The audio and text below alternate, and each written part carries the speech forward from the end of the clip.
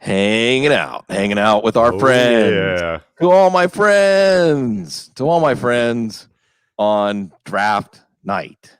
The chat room's already humming, and we're ready. It's a football holiday, folks. And I love the way, as I'm joined by Matt Waldman, joined by many other people over the course of the night.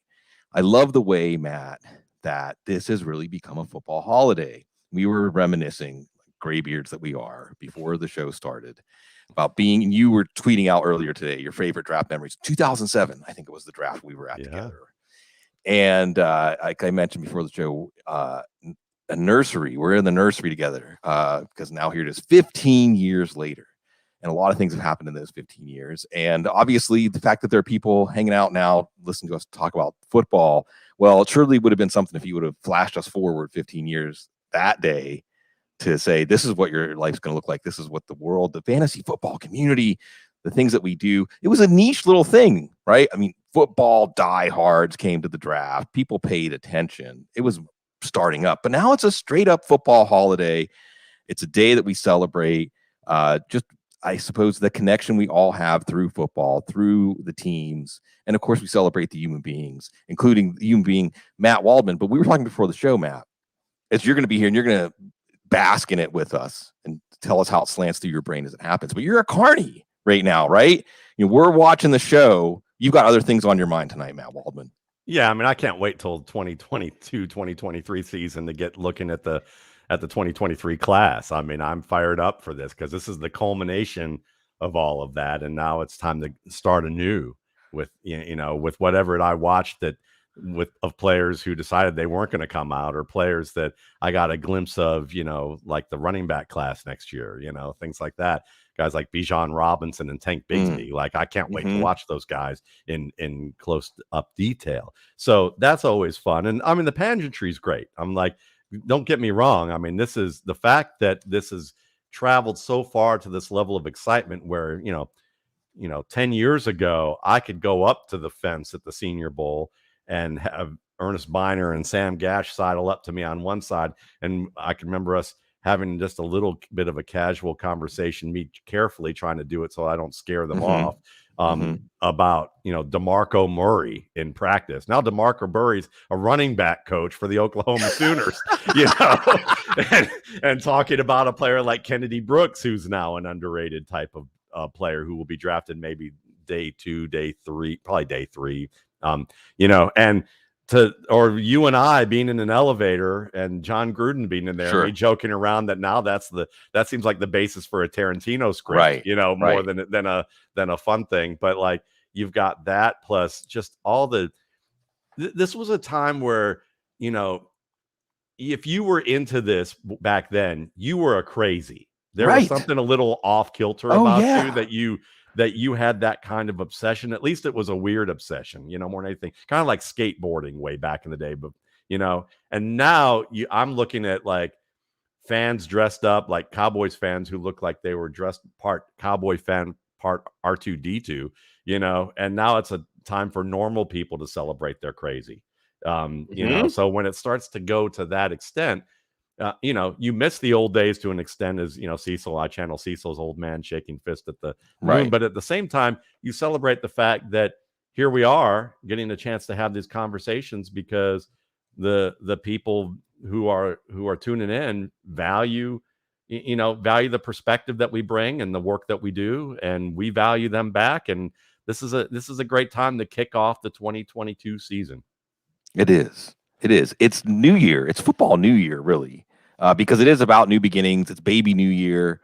We're kicking Father Time in the butt, out the door. Whatever happened last year, we're turning the page. But it tickles me that, and I want to say also, if Eric Stoner says, fellas, yeah, it's that kind of night.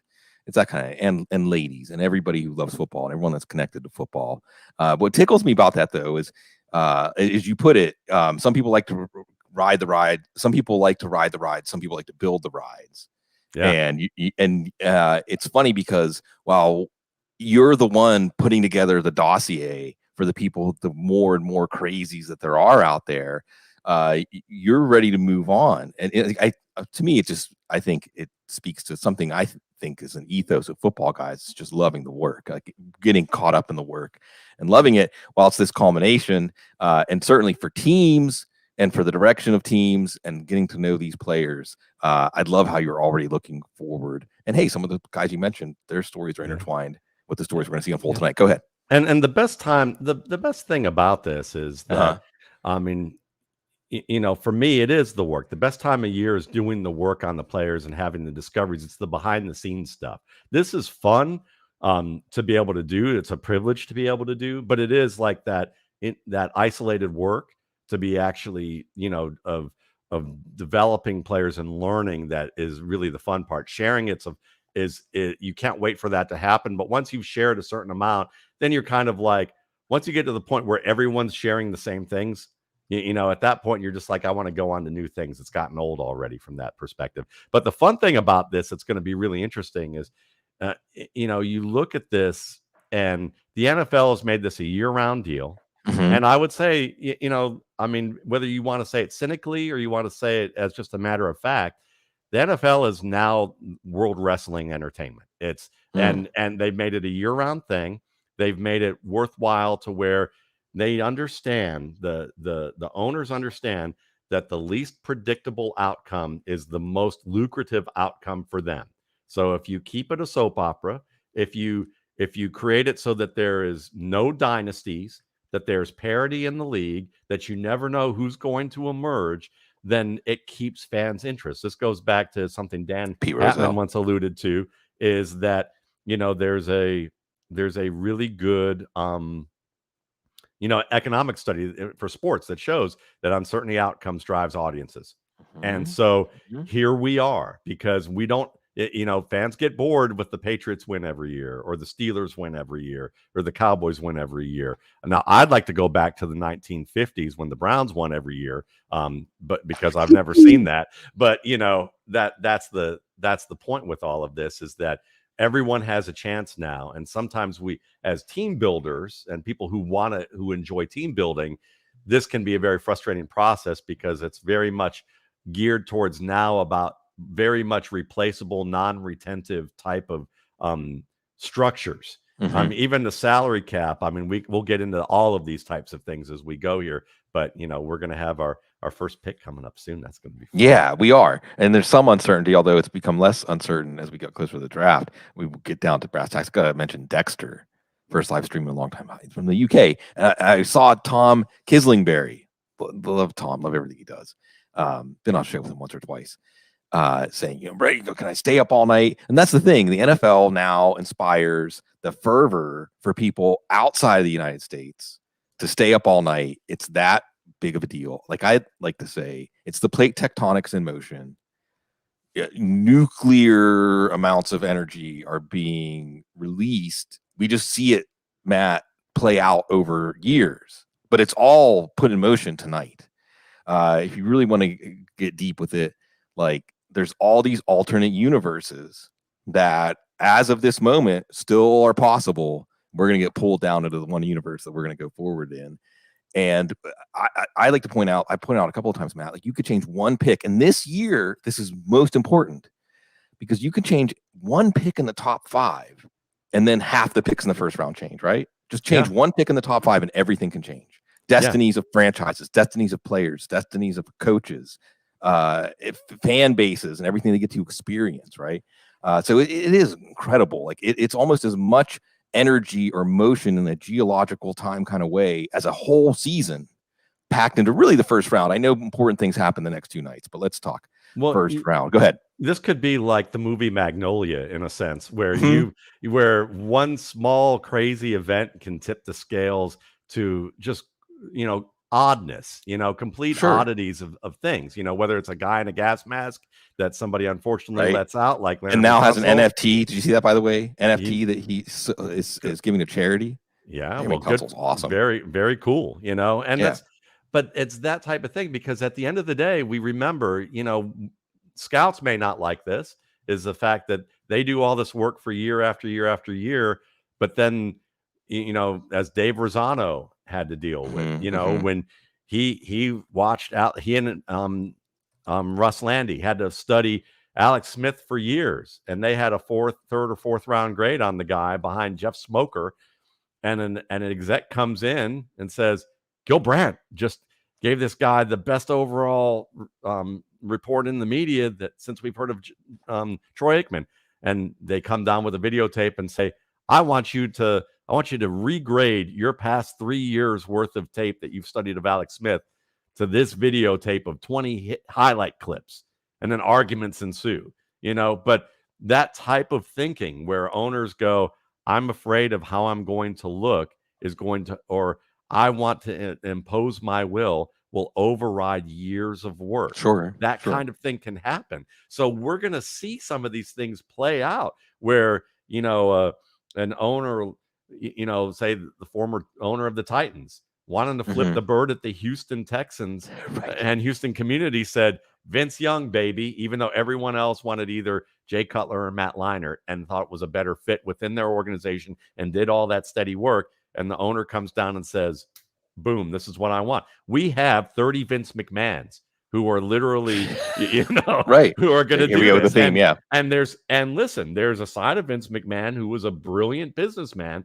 because look at what's going on. And then there's a side of Vince McMahon who's on TV, and we see what they do. And sometimes, you can't tell the difference between either one. But we're going to get the good, the bad, and the ugly of all of this, which makes the game infinitely fascinating. And, it's created the draft. It's made the draft its own sport in that respect, its own event in a way that is completely connected and separate from football.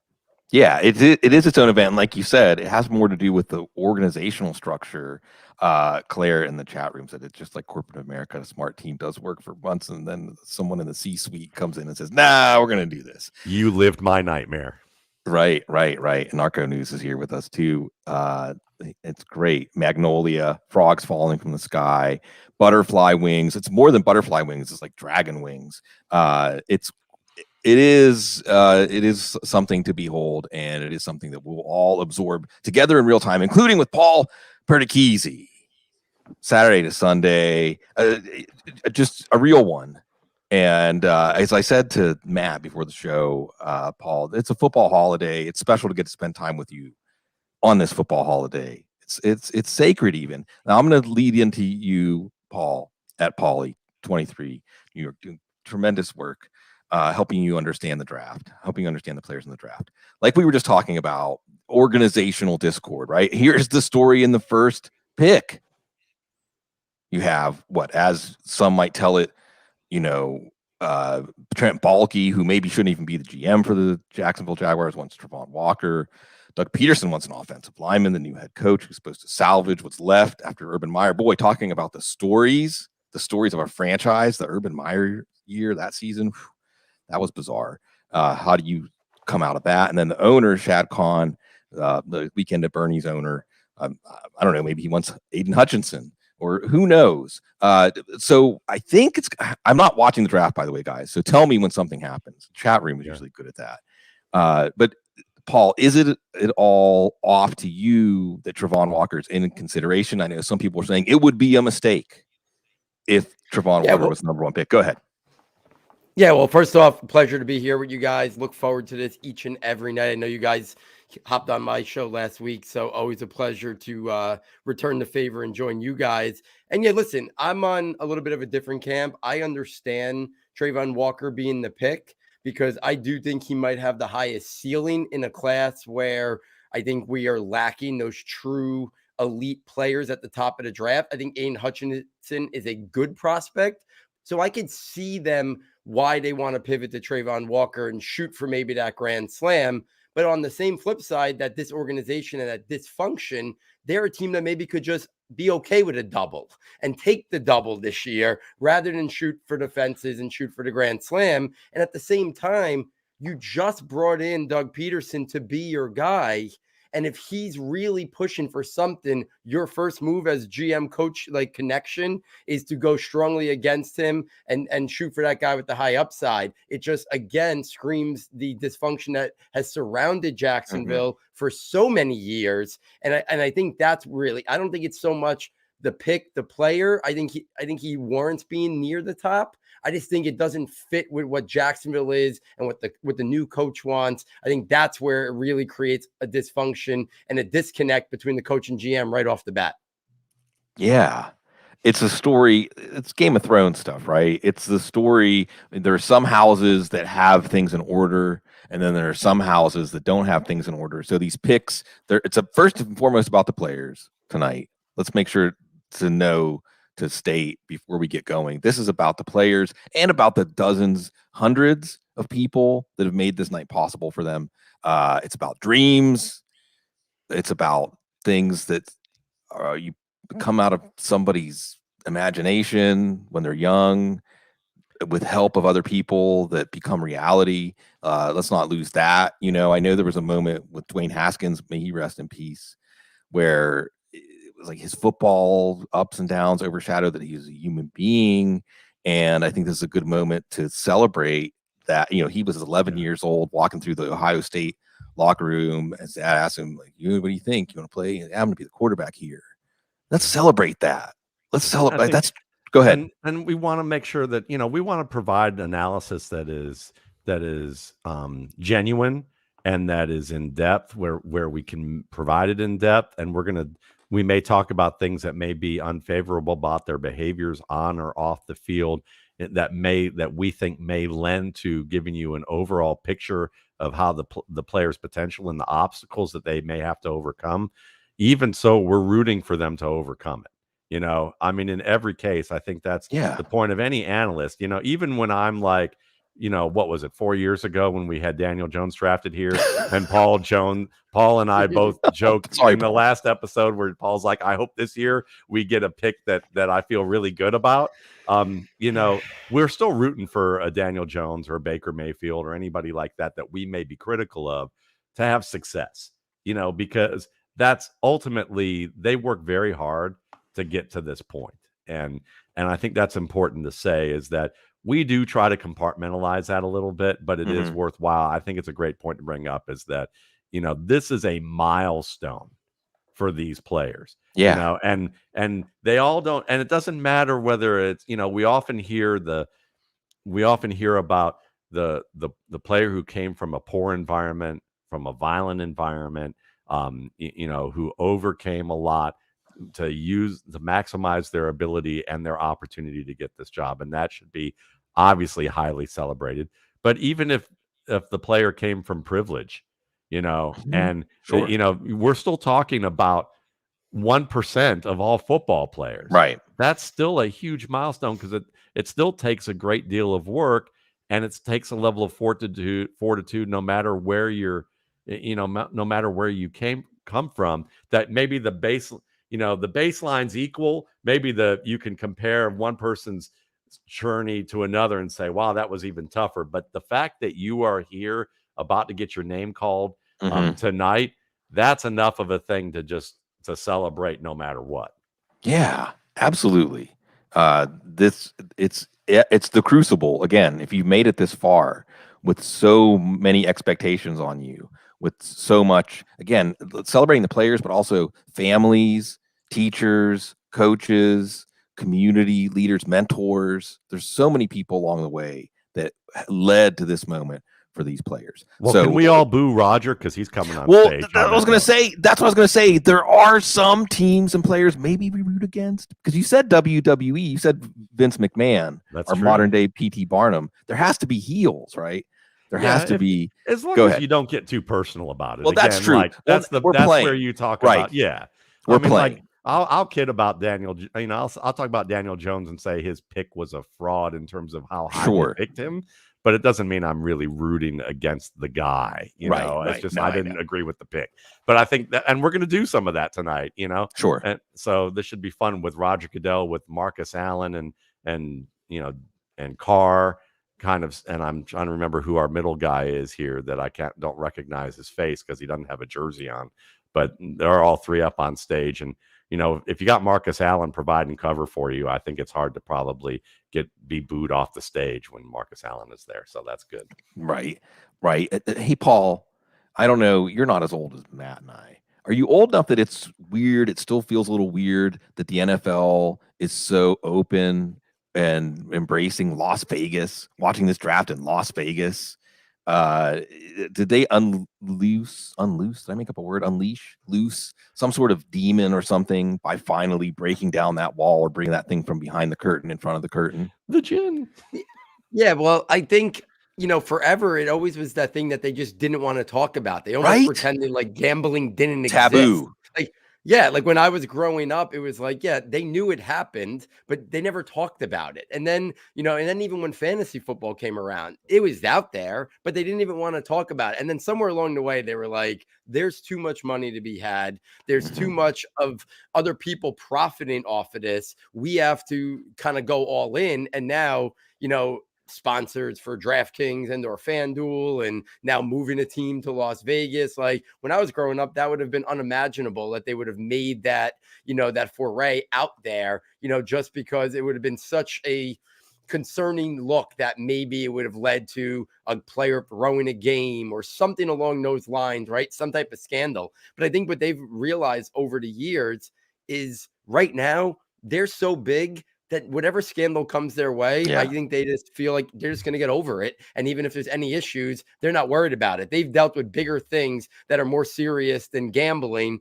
with all the, with some of the crazy stuff that they've dealt with, that I think now they don't even look at it. Now it's just a moneymaker, and they're going to make as much money as they can and do whatever they can to bring more fans in and make people doing it. And they're going to reap the benefits now of people playing DraftKings and FanDuel and gambling, where they knew it was happening already, but now they're actually making more money off of it. Yeah, good luck building another league that's going to have the same quality of football to compete with all the things that we want to complain about, that if they didn't have the quality of football, it would sink their ship. I mean, again, we are in as we've seen Chuck Klosterman talk about way back when, this is a bunch of capitalist billionaires who have created a socialistic club to survive, who basically don't pay a lot of people below them a high amount of money compared to what they could, and we keep bumping up the salary cap 10% every year, to the point that when people complain about the salary cap, it's like, no, it's just due to cash flow. Maybe some teams are willing to spend or not spend, as opposed to the fact that it's a dumb move to spend the money, because they keep making more and it looks like it's going to continue along those paths. So we're at this point that, you're right. They're kind of immune to a lot of this. So let it be Barnum and Bailey at times. Yeah, it's okay. Exactly. They get the clicks, they make the money, they get more TV contract, and then they can support each other. And they're willing to do that because they have that billionaire barrier to entry. And look, they are too big to fail. They are too big to fail. The NFL is too big to fail. For now, yeah. For now. At this moment. I saw someone saying earlier tonight, I think they showed the crowd in Las Vegas outside the draft. Massive. And someone said, it's good to be king. And it's NFL is king. Right now, like you said, no one's king forever, Matt. The heavy is the head, right? But I think it's because, especially in these times, people just have an emotional need for football. And for everything it represents is the connection to other people, the escape, the tribalism. It's almost like the climate change, right? Like the iceberg is breaking up into pieces, and whatever you're on, wherever you find your peace, that's where you found your peace, and you're going to stick with it. You need it. And you can feel everybody come together on draft night. I think you're right, Paul. I don't think it matters. I don't think there's a scandal that could bring the league down. Like Stephen Ross comes out in the Brian Flores lawsuit. Stephen Ross maybe tried to get his coach to lose games on purpose. No one cares. We already knew that anyway, right? I mean, we already knew that teams did that anyway. Or sometimes we even call for teams to do it. Some fans are mad their team doesn't do it. So who cares? Who cares if the outcome, it's wrestling, right, Matt? Who cares if it's wrestling? Just give us more, please. And that's what we're here for. Although I know Eric Stoner's here again. Oh, love you, Eric Stoner. See, I'm not going to do that. But Jags fans, they've had enough. They've had enough as we count down to this pick. Paul, I guess I'll ask you this while we're thinking about the Jags. Because you're a Giants fan, it's NFC East adjacent. You know Doug Peterson, you know his game really well, his culture. He won a Super Bowl. Can he at least get this ship going in the right direction?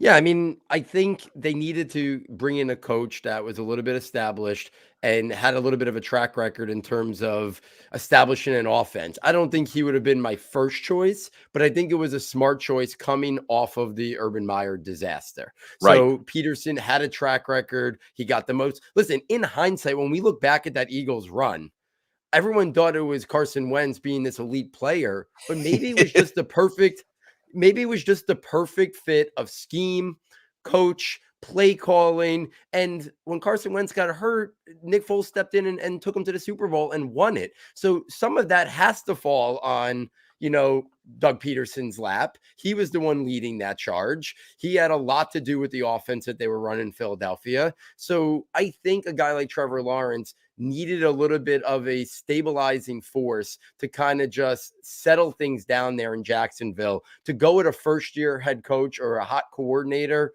yeah, maybe it would have been a more creative or innovative offensive scheme, but maybe it wasn't, right? We see plenty of guys who are supposed to be the next great play caller flame out as well. This guy had the track record to go in there and at least say, listen, I've won a Super Bowl. And I think for that Jacksonville team, they probably need that. And I think Trevor Lawrence desperately needs some stabilization and leadership as that head coach right now to try to turn things around. Because let's be honest, regardless of even what this pick does with Jacksonville's fortunes in the next couple of years are directly tied to whether or not Trevor Lawrence is the guy that so many of us who watched the draft and covered the draft and analyzed the draft thought he could be last year. If he reaches the peak and is as good as what we've seen Justin Herbert be for the Chargers or Joe Burrow for the Bengals, well, then the Jaguars are probably going to dig themselves out of this hole and this black hole that they've been in for so long lately.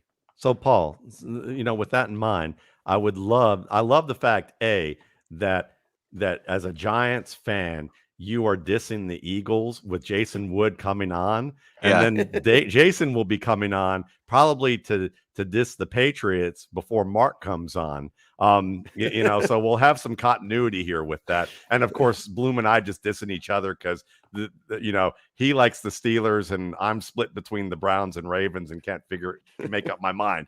But I would love to know, with Jacksonville on the clock, who are 3 picks in the first 3 rounds that you would like to see, either positionally or even a specific player or set of players that you would like to see them get. And we're going to see the pick coming in here as you answer it.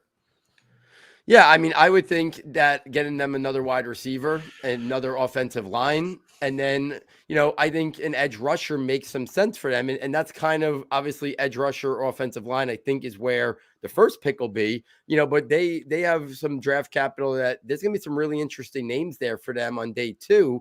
And I think there could be really some good wide receivers there potentially at the top of the second round, whether, it's the intrigue of a guy like Sky Moore, whether Jahan Dotson or somebody like that falls. I think they could just keep adding more playmakers to that offense to give Trevor Lawrence more weapons. And then on the 3rd round, I think it would be very much dependent upon maybe what happens with this first pick. Do they go O-line? Do they go the pass rusher? That would be somewhere to target. And I also think that they could also look to, also maybe get them another tight end, just like guys that solidify and help out a young quarterback. So I think we're talking pass catching weapon, offensive line in front of Lawrence, and then a pass rusher on the defensive side. I think those are the positions that I'd kind of be targeting early in the draft for Jacksonville. And I think they could fill, each of those holes in the first couple of rounds of this draft, but it's really going to be fascinating to kind of see where this first pick goes. I saw something on Twitter a couple minutes ago when we were talking, that there's still some debate that it could swing back to Aiden Hutchinson, and it seems like for the last 24 hours, it's been Ekonwu or Trayvon Walker. We'll see. Yeah. Bloom, do you think Laviska Shenault's ship has sailed in Jacksonville? Or are you still like Gene Bramall and Mark Ingram? Yeah, I will say this. His athleticism didn't translate quite as well as we'd hoped. He had an advantage. Some guys, you see them have that advantage on Saturday to Sunday, right, Paul? And then you watch them on Sunday, and it's just like on Saturday, right? It looks just like Saturday, even though they're playing NFL guys now. And it didn't look like that with Visca. It hasn't looked like that with Visca. I don't know how much of that is usage or being concealed by a morose offense, but didn't do that to James Robinson. So, I think the ship has sailed in so much that he's going to be the kind of impact player he was in college. But everybody, you have to give a mulligan to. Go ahead. You're nodding. The pick-in is Trayvon Walker out of Trayvon Georgia. Walker. Yeah, and this one was interesting, certainly with the betting markets and draft props. Aiden Hutchinson was like minus 250, minus 350, I think about a month ago. I mean, he was the clear, far and away favorite to go number one. Now, is there acceleration in Detroit, or is it Kayvon Thibodeau? Dun, dun, dun, intrigue. But like I said at the beginning of the show, one pick in the top 5 can change half the picks in the first round. Well, when it's the number 1 pick, what about is there any other team that would have taken Trayvon Walker number 1? I don't know. I know a lot of teams wouldn't have. So this one becomes interesting, but you're both hitting the same notes in that you help Trevor Lawrence. Now, this pick doesn't necessarily help Trevor Lawrence, but they did just sign Cam Robinson. They do have Walker Little. They do have Juwan Taylor. So offensive line might not have really made sense. There's no wide receiver worth a pick up here. There's no Jamar Chase in this draft. So like Paul said, you help out Trevor Lawrence tomorrow. Maybe trade back into the first. Go ahead. It's fascinating because as they show highlights on NFL.com, you've seen at least 3 points where he shows up as a power rusher and an edge rusher. But Mitchell Schwartz is going, Trayvon Walker highlights on ESPN are stopping a pulling guard on counter, dropping into coverage and tipping the pass and running down a wide receiver from behind. Are there no clips of him actually doing the valuable part of his job called rushing the passer? So it's fascinating that, the different ways that people put up clips and how they view a guy. I mean, you got to get the complete picture, if you combine the two methods there, but it is kind of funny how that is funny. Well, and it's a great jumping off point to a conversation about Walker. And look, it's funny, Matt, because I know that when Georgia won the national championship, I think you said you were remembering a lot of people you knew how long did you work at the University of Georgia? A decade. And I graduated from there. Sure. So and I covered Terrell Davis and Garrison Hurst there and practices every day.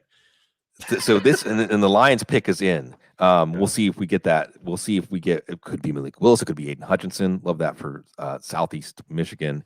It could be Kayvon Thibodeau, and then again, it will set butterfly wings in motion. But the Georgia defense. The first 2 days is going to be about the Georgia defense. Georgia defensive players are going to come up again and again and again. Well, that's how you win a national championship. That's how you finally take down Alabama. Is that defense? But as you said, Matt, when you watch these players, and Paul, I'm going to tee this up for you, and I asked this to Dane Brugler earlier this week. This is unique. Dane said 7 Georgia defenders in the top 75. I can believe it. That there's never been anything like that. Maybe he said LSU's offense a few years ago. I think the U okay. So, but I'll ask you this, Paul, because you do both sides of the ball. You do, you've got this comprehensive. Was it difficult to evaluate the Georgia defenders because of the way they were used, because of the roles they had, because there was so much talent that you can't tell who's the cause and who's the effect, who's going to need to clean up for the real talent? Maybe they're all real talents. But as Matt said, if you look at the highlights for Trayvon Walker, they don't look like Myles Garrett's highlights. They don't look like Jadeveon Clowney's highlights. Go ahead. Yeah, and I think that's, at Saturday, Sunday, and I know what you guys too, we always talk about, it's hard to evaluate a guy and say they can't do something if they're just not asked to do it, right? We've had that conversation with Kenneth Walker and whether or not he's a pass catcher or he's just going to be an early down runner. And when it comes to Trayvon Walker and when it comes to Jordan Davis and even when it comes to Devontae Wyatt, all the Georgia guys right there, on that D line, it's a lot of projection because they were just so talented. I mean, they asked these guys to play specific roles and then they're being evaluated just on those roles. And I had both TVs on and I was laughing, as Matt was saying before, the different highlights right on top here of one TV on top of the next. One was showing him stopping the run. One was showing him do something else. And none of it was him going after the quarterback. But I think, the NFL teams are trying to say, okay, if he is asked to do that, we think he has it in his arsenal to be able to do that. But Georgia just didn't need him to do that. They just had so many skilled players. I mean, Jermaine Johnson left there because he couldn't even get on the field and be a part of that elite Georgia defense. So it was a very tough challenge. I think teams are going to face that with, when you guys are talking later in the show today about Jordan Davis. Well, what can he be? Can he play more than 20 snaps a game? Can he play in sub packages, which we know the league is filled with? And I think that was the same thing with Trayvon Walker. People love the athleticism, love the length, love the run stopping ability, but they want to know how much now can he expand upon that. I think the floor is a great run stopper who we know can line up and have the versatility to play all over that line. But now you're basing everything on those traits and that athleticism to be able to get to the quarterback, because you know an NFL team is going to ask him to do that. One of the great moments just happened of the night, because Aiden Hutchinson, who, by the way, looks like a slightly smaller version of my son-in-law. I swear to God, I've never seen him up close, but it's a spitting image. It's crazy. Just got drafted by the Lions, and he's a Dearborn, Michigan product, Michigan Wolverine as well. And the look on his face when he walked out of there, he was so pumped to be a part of that. And you can't blame him. I mean, Dan Campbell, there are a lot of cynics from the media who were just like, this is a joke of a hire. And he played the Lions played tough last year, pretty, with an incomplete team. And he is a player's coach.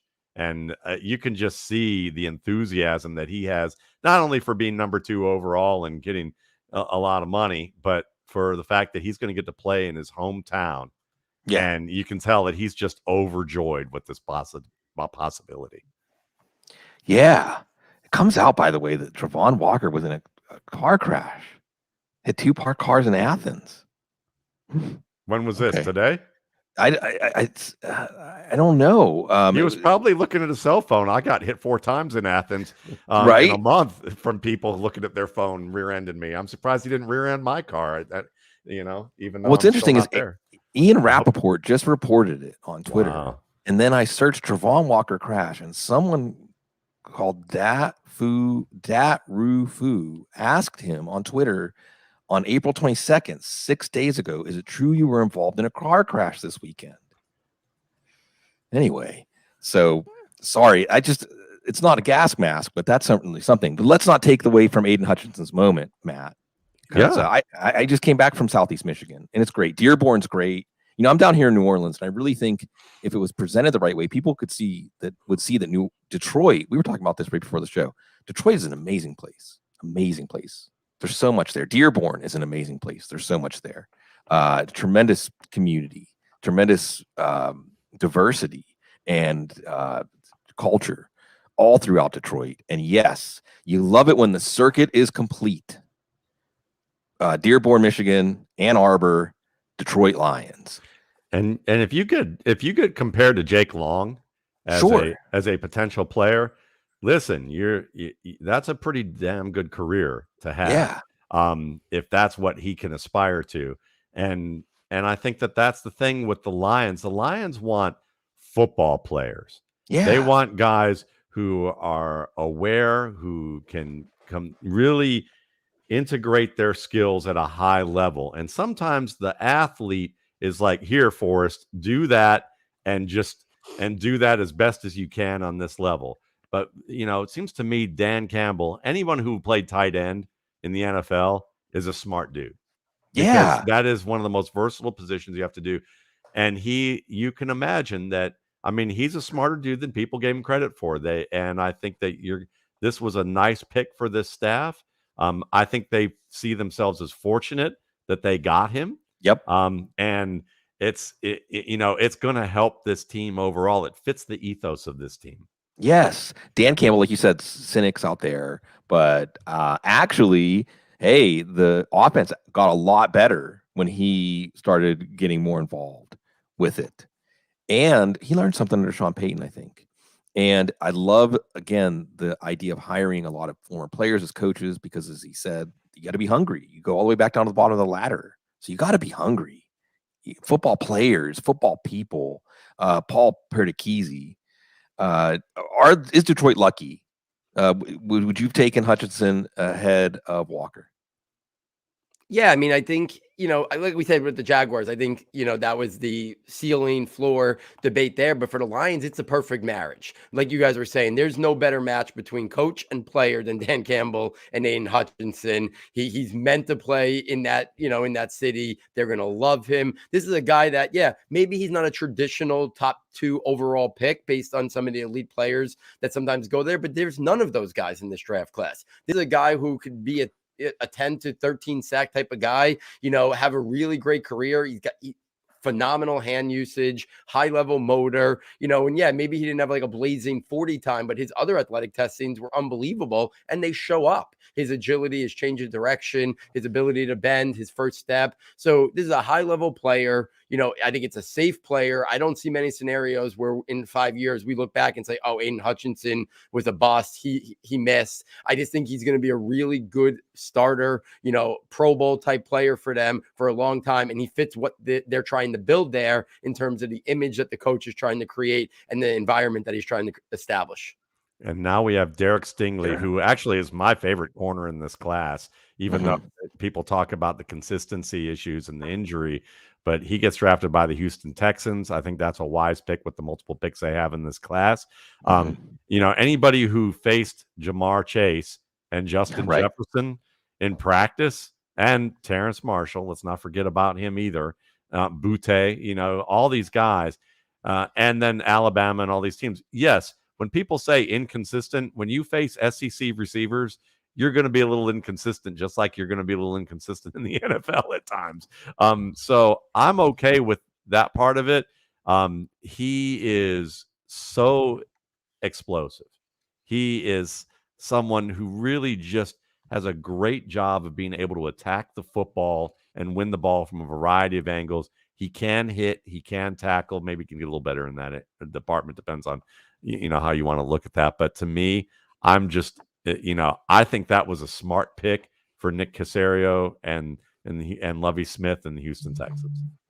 Yeah, this was one. And look, the lying season. Don't believe anything you hear. I'll tell you what, if you were listening for the last couple of days, you heard Travon Walker was going number 1. And today especially, but I think before today, but today especially, you were hearing Daryl Stingley. So there's Freudian slip for you. Derek Stingley was going number 3 to the Texans. And you can make an easy argument for this pick like Matt Waldman did. Since I did the Freudian slip, and it was someone, Wendell brought it up. Daryl Stingley, his uncle, who actually ended up being executive director of player personnel for the Patriots. And I just wondered whether he and Nick Caserio were there at the same time. I know he passed away in 2007, but that was the Jack Tatum hit on Daryl Stingley. I saw that play live. Yeah, that was one of those things when there was more of a monoculture and people really, like a lot of the population was really transfixed by just, day-to-day events that everybody shared. That was a big moment. So the name comes up here, but look, he started as a true freshman at LSU on defense, first in 34 years to do that. The first true freshman to walk on campus at Baton Rouge and start for that defense. And he was a consensus All-American that year. I mean, need I say more, Paul? Yeah, I mean, his film from 2019 is far and away the best film of any prospect in this draft class. And it's not really particularly close. So, like, if he just was, if we just take out the only questions about him were because of the last 2 years, and it came out that he had his foot injury before the season even started, but he wanted to play through it this year. And then things kind of fell off and derailed there at LSU, also, which probably just led to maybe some lack of motivation. These players, it's natural at times if things, especially coming off of that year in 2019, when they won the national championship.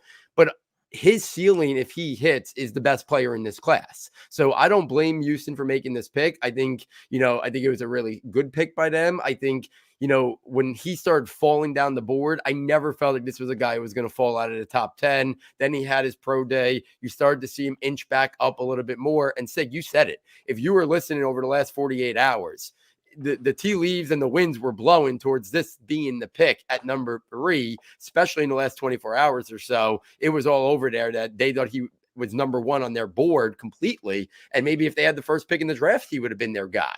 That's how high the Texans thought of him. So I think it was a good pick for them because his 2019 film, like we talked about, is on par with just about as good a cornerback play as you can see in college football. And by the way, he went up in practice every day against Jamar Chase, right. And I know some of those videos were leaked out there also in terms of just how, the battles that they did just in practice there in terms of his high level skills. If the injuries are past him, I think this could be an A+ pick for the Texans and the potential shutdown corner. And Matt, you brought it up about Nick Cassero. They probably envision him on a Stephon Gilmore type level, right? The Patriots loved Gilmore when he was there. They're probably looking at this pick as a guy who can replicate that for them in Houston. Yeah. And the division of players that he's going to face.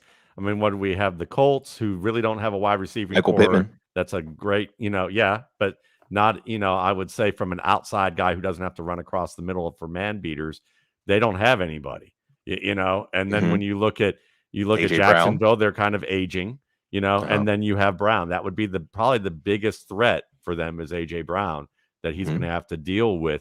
Marvin Jones is probably the most accomplished of the route runners, but he's aging. Christian Kirk is pretty darn good, but we're talking about the Jaguars in this sense, as opposed to, any other team other than, what we see with the Titans there. But he's going to match up pretty well with a lot of these guys right away. So that's fascinating. The Jets are up. Are they like the jobber in the WWE at this point?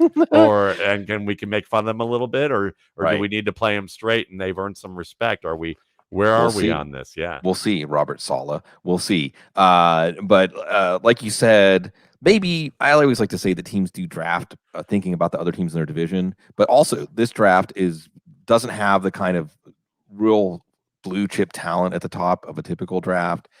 So you just want to make sure you hit on the pick.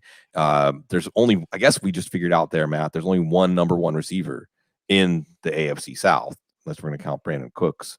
But Stingley is a player that, as Paul was laying out, could easily end up being the best player in this draft, has reached the highest peak in his play early on. But we get Ahmad Sauce Gardner going to the Jets. And the Jets, this is what's interesting here too, is I always thought of that San Francisco defense as one that de-emphasizes. So you start to think of tactical value, how much value would Stingley have in those divisional matchups? How much value does it take away the value of a corner? Well, hopefully coordinators can evolve and change for the personnel they have, and Gardner's that long boundary corner. And the Jets, we can think about the personnel there. Patriots, Dolphins. Well, you got Tyreek Hill and Jalen Waddle. Not sure about that matchup. Moss just ran the wrong route trying to get to the field, to the stage. But he's showing makeup speed. His recovery speed is looking pretty good. But if defense top 4 picks, Jay Glazer, when Jay Glazer pops up to say something, usually it's true. And he said defense first 4 picks. And sure enough, it was defense first 4 picks. Paul, I'll ask you now, put your Giants hat on. Oh, wait, you already did. Are you happy with how these first 4 picks went as a Giants fan, or do you think the Giants are happy? Well, I think they're a little disappointed that the Jets just took Sauce Gardner, because I think the way the first 3 picks played out, if the Jets would have went to one of the offensive linemen, let's say, or the pass rushers, I actually think the Giants were going to take Sauce Gardner at 5 and kind of let the O-line board play itself out at 7, because it sounded like they really wanted Sauce Gardner for that Wink Martindale system that does emphasize a lot of press, man-to-man, things, and then a lot of blitzing. So I think they might be a little disappointed. I think their dream scenario was Sauce Gardner and one of the top 3 offensive tackles. So now I think it really brings into play, pick their number 1 offensive lineman here, whether it's Ekonwu, whether it's Evan Neal, or there's been a lot of buzz in New York that it could be Charles Cross, who many believe is the best pass protector. And then I think the Giants very much could be looking to move down then from 7 if a team wants to move up. If not, I think they probably get the tackle at 5 and then pivot to the edge rusher, whether it's Jermaine Johnson or Kayvon Thibodeau at 7. But I do think they're going to be very much aggressive to potentially move down, even if it's just a few picks for a team that might want to move up. And then if they move back, there's a lot of late rumblings, over the last 24 to 48 hours that they might be in the wide receiver market, and they might see if they can pick up some extra draft capital for a team that maybe wants to come up for an edge and then maybe take one of those wide receivers. So I think it's going to be interesting to kind of see how the next 30 minutes or so plays out Right. for the Giants, because, 5 and 7, do they make both those picks or do they trade out at 7? I think at 5, Right. they'll take their number 1 offensive lineman here, whoever it is of the 3.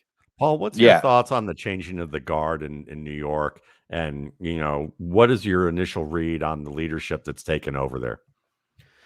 I think it's been a breath of fresh air for most fans. I think some people still have issues with ownership and a lot of, the relatives still being very much in the mix. But, compared to, the Dave Gettleman era, Joe Shane, and Brian Dable, I think have brought like a fresh perspective. And I think people are really excited to kind of see the start of something this year. Obviously, they made their decisions today on the 5th-year options for Dexter Lawrence and Daniel Jones. And I think this draft class is kind of hoping to lay the groundwork for them to really start rebuilding there, because there's a lot that's going to change over the next couple years there. Not a lot of long-term building blocks. So yeah, they have specific needs, but these 2 picks, if they make both of them, really have to just be about getting 2 really good players that you hope are there for the next 7 to 10 years, because they haven't really found those type of picks in a really long time. Well, one of the interesting things about this is that Stingley and Ahmad Gardner, is shown on NFL.com, is that they're the highest drafted cornerbacks in the common draft era, along with Jeff Okudah, Sean Springs, and Bruce Pickens. I remember Pickens, that pick. But, Okudah, Springs, Stingley, Gardner, this could be a 4 out of 5 ain't bad type of situation right here.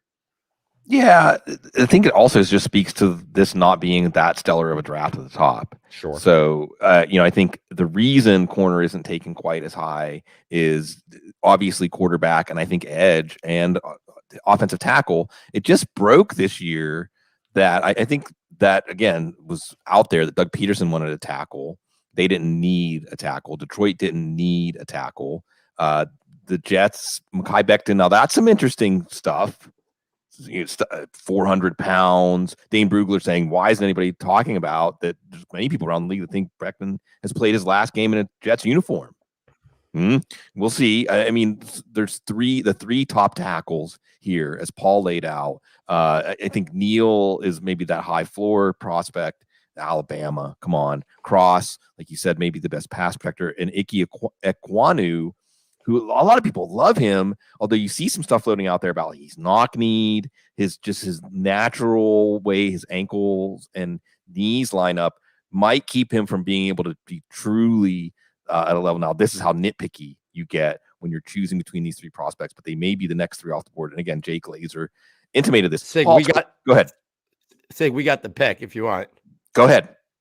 So they actually are pivoting away from the offensive line with all 3 of them there.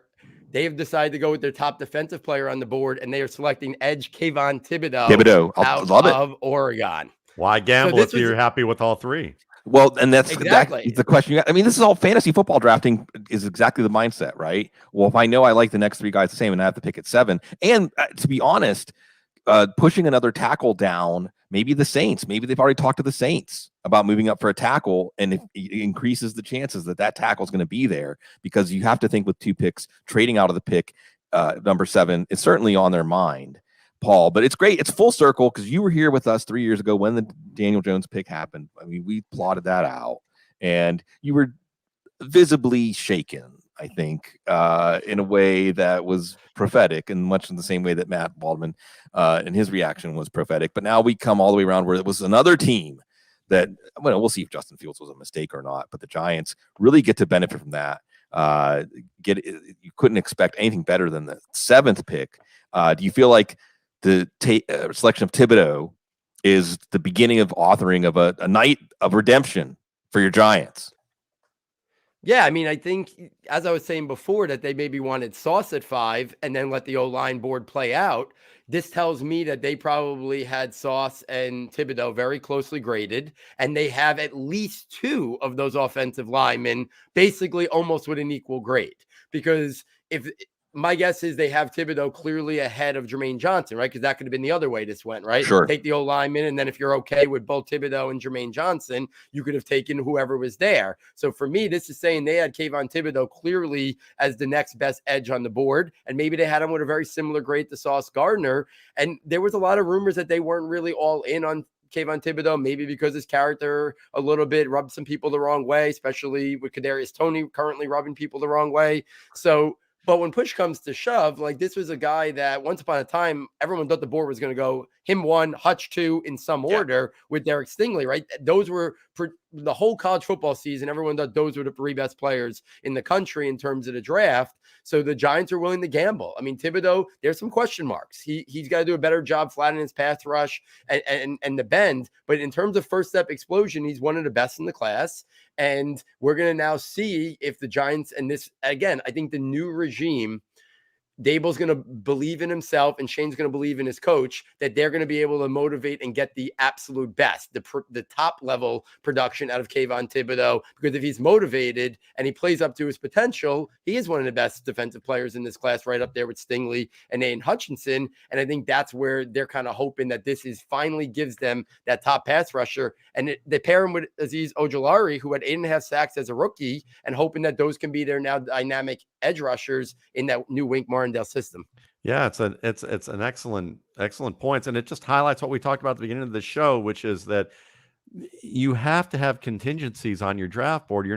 It's not like draft day where you have like a draft board with an index card with like 3 players in each round on it. You know, you're going to be selective, but not that selective. You've probably got 5 to 7 players at least at the early rounds in each round, and then it gets bigger of a list as you get further down the board. And if you're this high up, there's got to be 3 to 5 players that you're thinking about at the very least, and you're that close to in terms of what they could be. And so that's the fascinating thing, is that if something goes off kilter that you don't expect, something happens, say like what's gone on with Mekhi Becton, you know, or a catastrophic injury, or that, you know, what they thought checked out in the interview in terms of their off field doesn't check out well, because that's a hard thing to predict.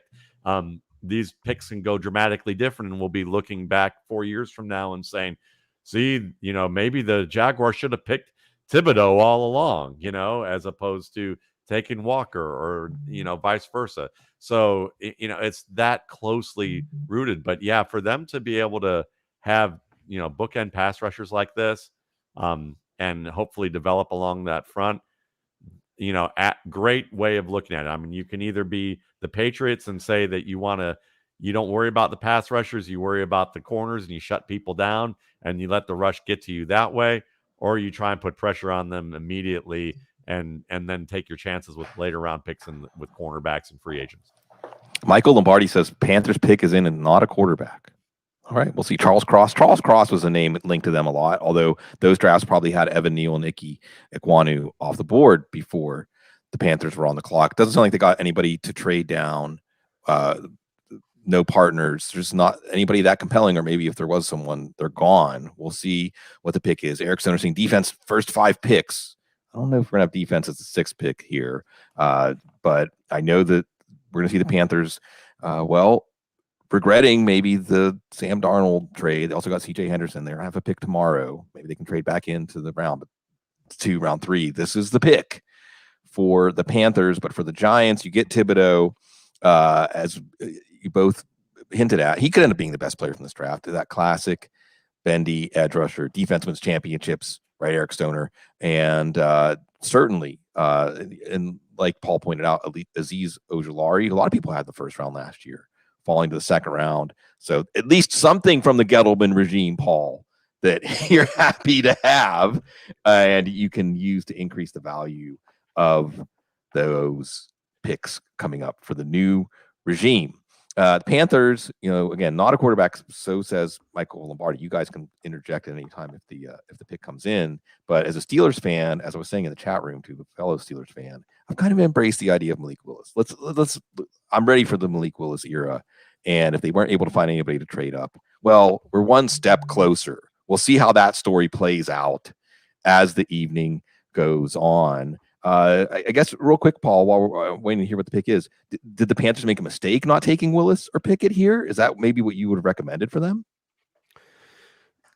I think if I was going to swing for the fences, I would have thought about quarterback, but they made that trade last year for Darnold. At the time, I thought it was a terrible trade. I thought they gave up way too much draft capital for a guy who had not proven anything at his time in New York. And now, Matt Rule's coaching for his job, and Malik Willis is a guy who probably shouldn't play his whole first year or maybe late in the season. So he's the toolsy guy that maybe would generate some buzz with the fan base, but him coming into a situation, right now in there wouldn't make much sense. And I don't really believe Pickett is much of a game changer that could turn the franchise around. So I think they're probably best taking the best offensive lineman, solidifying the line.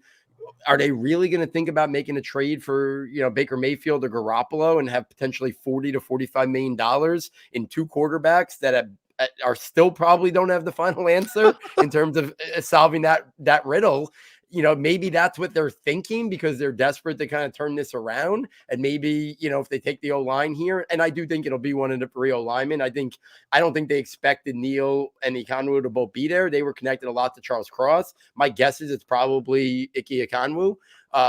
But whoever it is, I think that's going to be the play here. And then without a second or third round pick, unless they make some kind of trade and again use more future draft capital, they're either going to have to roll with Sam Darnold or they're going to have to, make a trade. And Baker's the one who's probably going to come pretty cheaply. I don't think the 49ers are just going to give Jimmy Garoppolo away. So if they want to do something in the veteran route, it's probably going to be Baker Mayfield.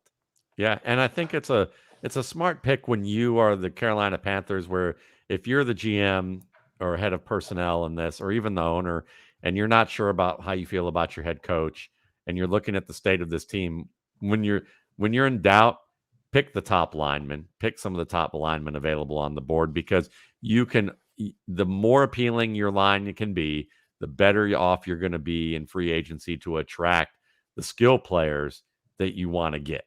And I think that's what that's at the worst case scenario. If you're going to be your most cynical and say you're the GM of the Carolina Panthers and you're thinking, if I'm going to weigh in on a decision here and have the final say or close at it, I'm going to want to pick the trenches, build that up. And if we fail at quarterback this year or nobody really works out on this level, we're okay because we at least have the infrastructure in place.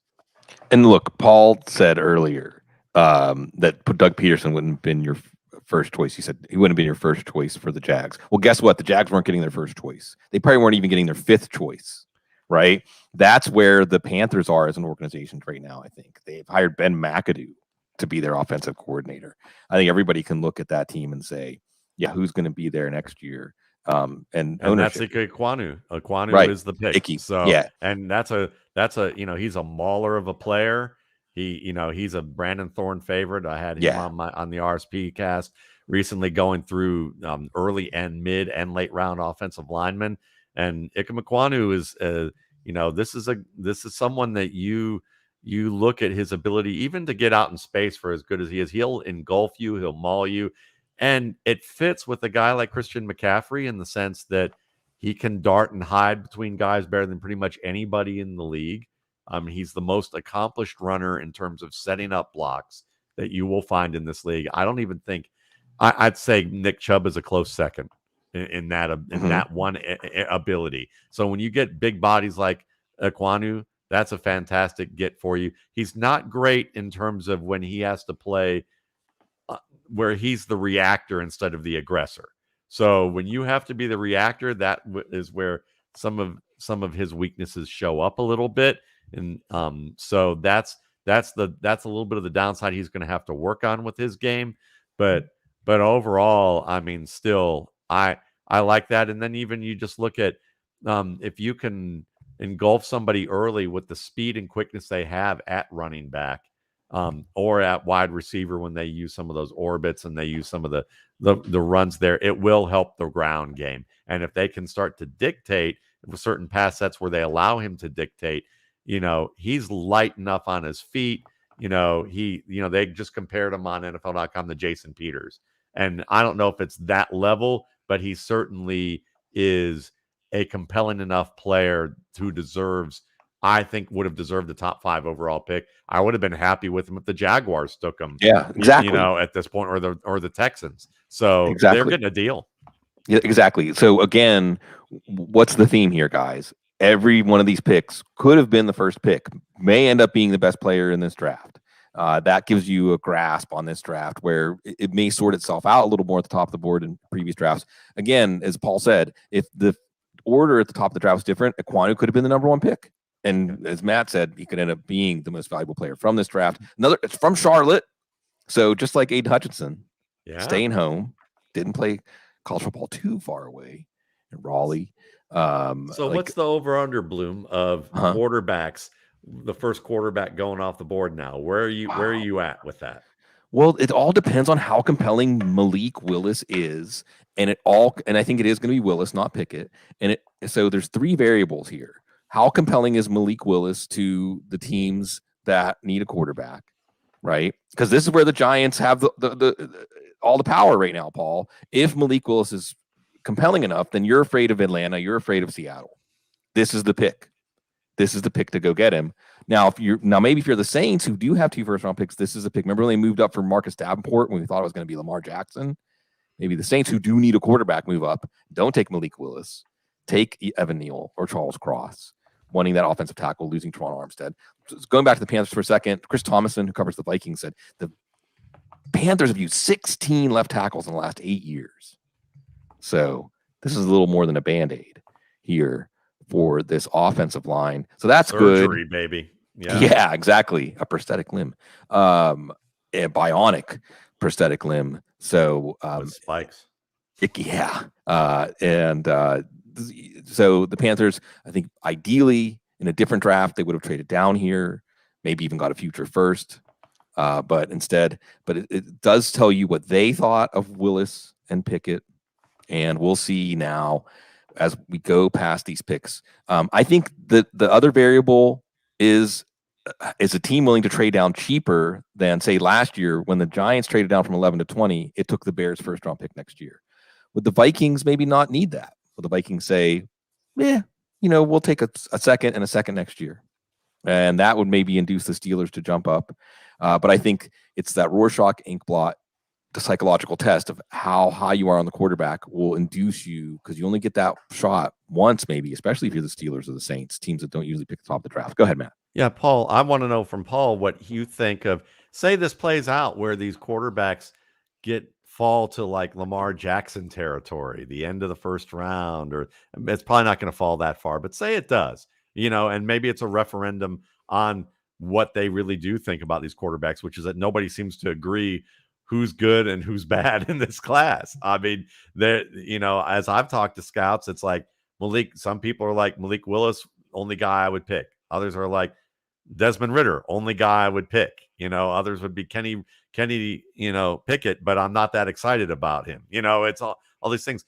Would that be the best possible thing for this quarterback class if they get picked in the second round, where they get a year off and they don't have to be that immediate starter? Could we end up looking at this class in hindsight and going, that worked out for them, and now these guys are pretty good because they got that opportunity? And then after you answer that, of course, Evan Neal's the pick for the Giants. So would love for you to comment on your home team getting him and Thibodeau. Sure. So let's start with the quarterback discussion. I do think it would benefit some of these teams if they do fall to that range, or the late first or even the early second. And I know Sig and I talked when he was on my show about that's, I think, what the internal debate that these teams had to do. Was Malik Willis or Kenny Pickett worth a top 10 or even top 20 pick relative to saying we can probably wait to the second round and take Matt Corral or Sam Howell or Desmond Ridder? And I think we're starting to see there just wasn't enough separation, I think, between Pickett and Willis compared to those next 3 guys to make guys want to come up. I think 20 now is the first spot we can legitimately think. I don't even think the Saints are going to take one. I think they're the one wild card between now and Pittsburgh. But I think, a really interesting team to really would be exactly what you're talking about is I think the Titans would be a fascinating team to go quarterback. I think they may have gone as far as they can go at Ryan Tannehill, but whoever was drafted there, and even if it was Malik Willis, he wouldn't be starting this year. And then imagine putting Malik Willis there next year after he has a year in that system. You got Derrick Henry, if he's still, upright and be able to do what he does, taking pressure off of him. So I think a team like that would make a lot of sense for a young player, especially one who needs a year under his belt. Or if they're taking in the second round, at least it takes some of that pressure off, that whether they have to come in and be the savior of the franchise, which we know, listen, Daniel Jones, we knew he shouldn't have been the sixth pick in the draft. There was all this undue extra pressure that was put on him because everybody wanted to knock him the minute he was taken, because that was probably not where he should have been selected. If the Giants would have drafted him in the second round, he would have been that first year of Daniel Jones would have looked like an amazing success story for a second round quarterback. But for a first round quarterback, it was like, he showed a little bit. We'll see what happens in year two, just because of where he was taken, because the Giants foolishly overdrafted him that year. So I think the quarterback situation is fascinating. And as I transition to Evan Neal, I mean, I think the Giants have to be super excited here, because if the tea leaves in New York were right, it sounded like while Ike Ekwonu was an amazing talent, for what the Giants wanted to do in terms of probably be a more pass-happy offense with Brian Dable and the new scheme, I think there were some teams that had concerns about Ike Ekwonu playing tackle. I know a lot of people thought, the great Greg Cosell and many others thought that his best position might end up being a guard, and he could be an all-pro guard if he doesn't work out a tackle, because we know run blocking is his ideal strength. I think it was a lot of discussion about whether or not Evan Neal or Charles Cross was the Giants' number one tackle. Well, I think we just got the answer to that. But the Kayvon Thibodeau pick, I think, also let us believe that there wasn't much of a gap between them, right? They must have had them very close. They went with the guy. They want a right tackle. I don't think they want to move Andrew Thomas off a left tackle. He played much better last year at left tackle. Evan Neal, of the three guys, the top tackles, Evan Neal is the only one with a lot of reps at right tackle. So he just naturally fits in. And now you hope to have your bookend tackles for the next however many years these guys can stay healthy. And you hope Ojulari and Thibodeau create your bookend pass rushers for the next, X amount of years. And now you've hit on two major spots, and you hope you have your foundational blocks at those spots that are so important on the football field. And redundancy at guard in case you need it, which normally happens in this league. You've got to move people around, because you've got to keep the depth chart. You only have so much depth that's available to you along that offensive line, and it's tough to find good offensive linemen in depth. So, this helps Saquon Barkley this year immediately, who we expect to see bounce back. It's certainly going to be helpful to Jones, in this final year where he's kind of in a prove-it situation, for at least the rest of the league, in terms of how they're going to look at it. I think it's a fantastic pick to be able to have Neal, very skilled player overall. So now we're going to go to Atlanta, it looks like, right, Bloom? So could this be a Willis pick? A lot of people talk about him. It's not at all, huh? It's not. I'm sorry, folks, if you're here and you don't want picks spoiled, I'm sorry, because I'm not watching the draft, so I don't know what they've announced yet. It is going to be a wide receiver. You saw a ton of concert mock drafts moving in concert to the Falcons taking a receiver, taking usually the first wide receiver at number 8, and that is what's going to happen here. But it's not Garrett Wilson, as I think a lot of mocks had. It's not Jameson Williams. Eric Alco said, that's my wide receiver one. A lot of people Burks? think it's not Traylon Burks. Oh, could it be Olave? That would be great. Well, if I say it's not Olave, then we should all know who it is. So Drake London. And I think Drake, the superstar Drake, put 100,000 on Drake London. He posted the receipt to be the first wide receiver taken. I think he won about a third of $1 million on Drake, betting on Drake. Atlanta betting on Drake. Matt, nobody had the order of these receivers quite down. A lot of people had the Jets taking London at 10. They're not going to have the opportunity to now. We'll see what they do instead. It's help Trevor Lawrence, help Zack Wilson. You're helping, Marcus Mariota for the moment, Matt. What do you think? Do you think he was worthy of being the number one in this class? Just based on what you know about Arthur Smith, what you know about what you can do with London, what do you think of taking him first instead of one of the others? I love the pick. And I think he was my number 2 wide receiver on the board this year. So behind Olave.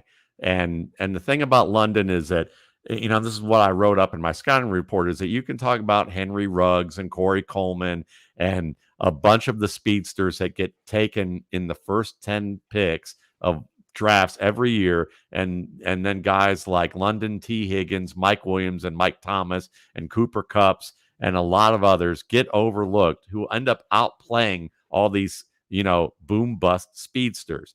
He's someone that can play inside and outside. You don't want to just get a speedster like Garrett Wilson, in my opinion, who gets hung up against patient physical corners on a team where you can move Kyle Pitts around. Why not? You want to move players around where multiple players that you're moving around can draw up the most potential mismatches possible. Because if you're trying to get a mismatch for Pitts, but it turns out that you can't get that, then your whole play fails if no one else has drawn a mismatch. What you get from London is he gives you that Juju Smith-Schuster, T. Higgins type of skill where he's physical after the catch.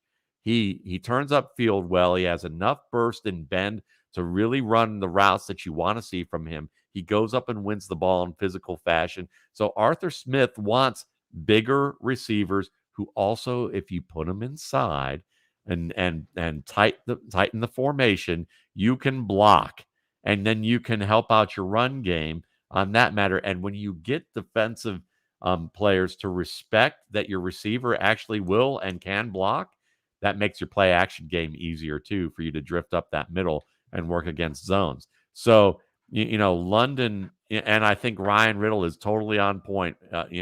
Shout out to Ryan Riddle. Vincent Jackson is way better comp for Drake London than Mike Evans. And I think that's more of the truth in terms of what you got here. I think, still a T. Higgins is still in that range. You can talk about Marcus Colston way back then as guys, as an example, fast enough to play outside or quick enough to play outside, but also very good in the middle of the field. And, it fits what Atlanta wants to try and do, which is to be able to run the ball a little bit more and have players who that wherever you match them up, they give you at least two potential mismatch opportunities out of the three spots that you could put them in. And that fits well with because Calvin Ridley, let's face it, before everything that happened, Calvin Ridley was strictly and really an outside receiver, I think, more than anything. You could talk about him maybe in the slot at some point, but with the size you get out of London, it just helps in far more many ways. So I love the pick. Paul, we saw, the Giants' next quarterback, maybe it's Daniel Jones. Oh, we entertain it for a second. Mm-hmm. They're going to be set up with Evan Neal and Andrew Thomas. A little different way to set up the next quarterback for the Falcons. Maybe it's Marcus Mariota. Probably not. With Kyle Pitts and Drake London. What do you think about London going to the Falcons, being the first wide receiver off the board? What's your reaction? Yeah, I mean, I think it fits Arthur Smith and what he likes out of his wide receivers, right? We saw what he did with A.J. Brown. This has kind of been what we've been hearing over the last 24 to 48 hours. The Drake London to Atlanta news really kind of picked up. I've been on record as saying, to me, he's been a little bit of a polarizing player, because you mentioned some of the comps that were out there, whether it's Marquise Colston. I like the Vincent Jackson one a lot. You were hearing Mike Evans, which I wasn't really agreeing with. I've used Brandon Marshall. When I looked at him, I looked at a guy that I think is going to win more from inside.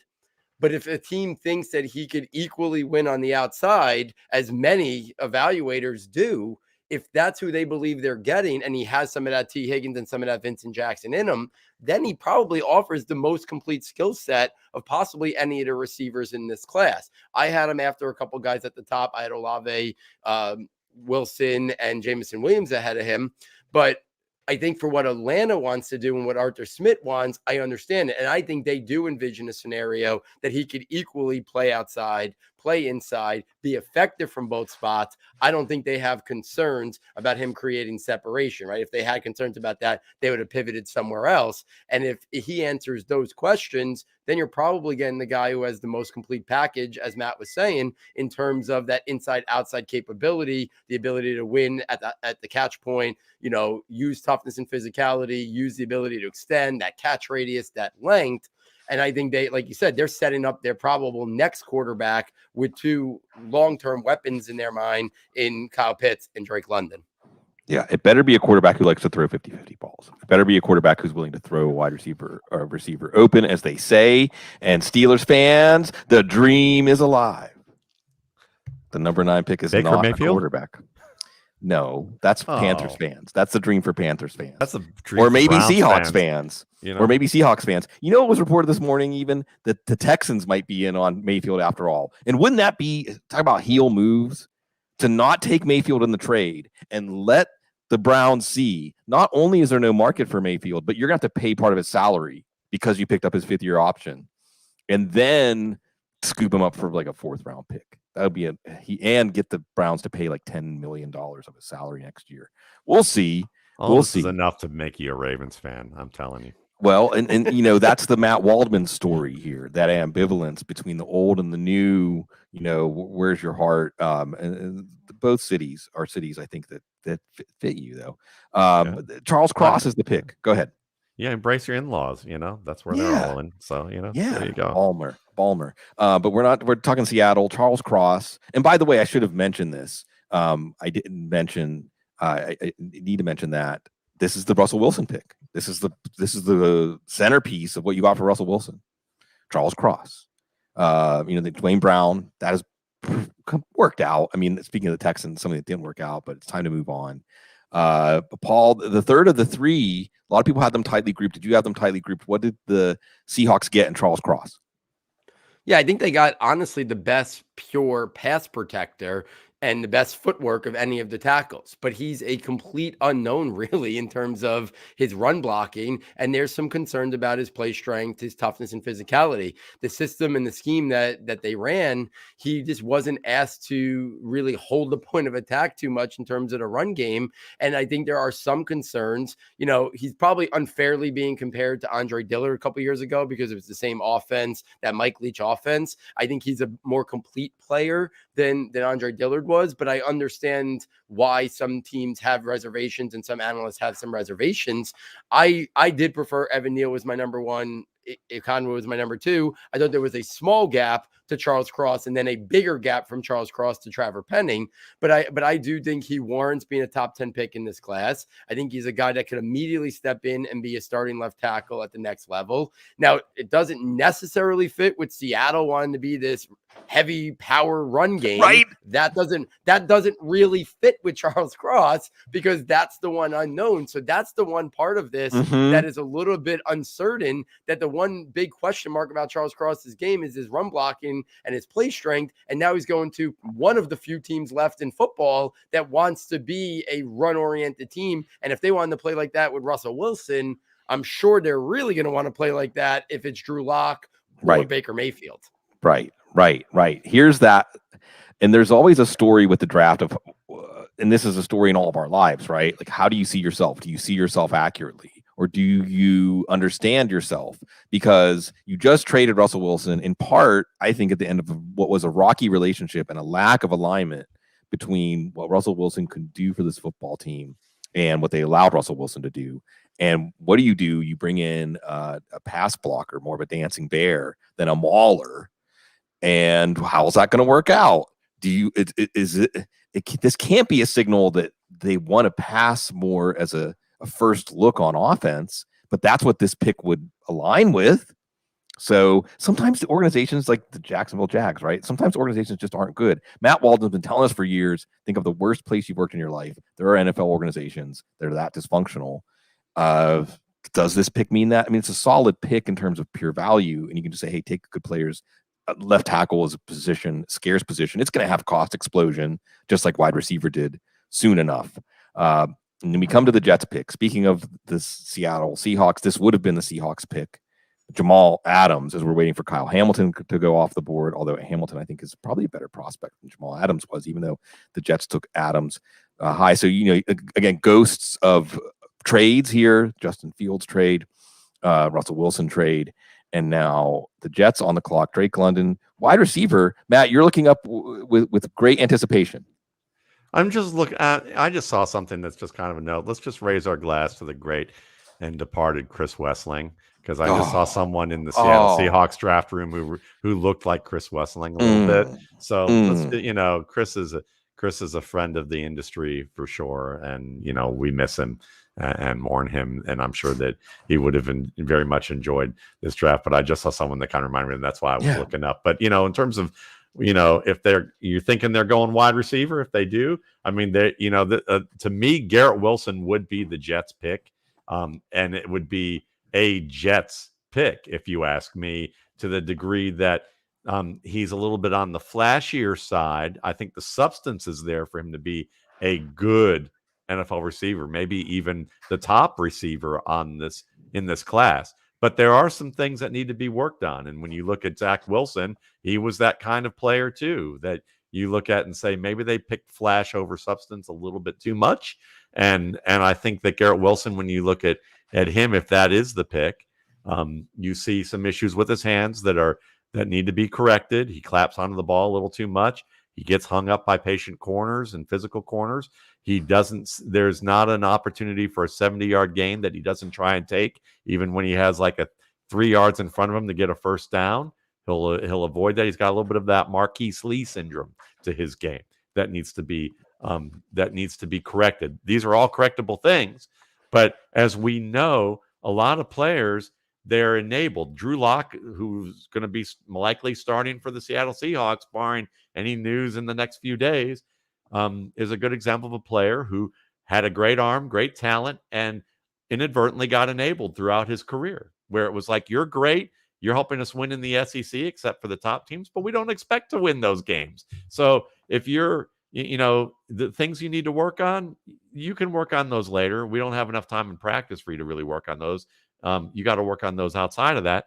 And he never did. And as Cecil reported with his, with Drew Lock's dad saying, I've been trying to tell Drew for years, he needed to work on some of these little details in his game because they're going to become magnified in the NFL. Well, the Wilsons are good examples of players who, that's just part of the world, is that you're a big fish in a smaller pond, and you may not know how to do the smart work. And that's the danger, is that you have the talent to get there, but do you understand how to take that path now that you're at a level where it's demanded of you to do that extra work? And Garrett Wilson is that pick. So we're going to find out, because he's an electric player, certainly can make a lot of people miss. While I think he does look like he's doing high-end math, catching the ball sometimes, he does come up with the right answer often enough. That he was deemed the most exciting of the two wide receivers at Ohio State. And, he's my 4th ranked receiver, the highest in my 2nd tier. But still, if you're looking for someone who can provide a variety of things, for your team in terms of after the catch, deep threat, and the potential to be very good at running routes, his suit kind of matches his game, which is two-tone colors right now. It's kind of Jekyll and Hyde like. There's a little bit of Jekyll Hyde to his game that needs to be integrated and ironed out. And if he can do that, he could be a star in this league. Paul, we were just talking about Drew Lock. Is Zack Wilson Drew Lock? Is this like setting up for them to go get the Jets to get Aaron Rodgers or whatever? Because, okay, you've got Elijah Moore, you've got Corey Davis.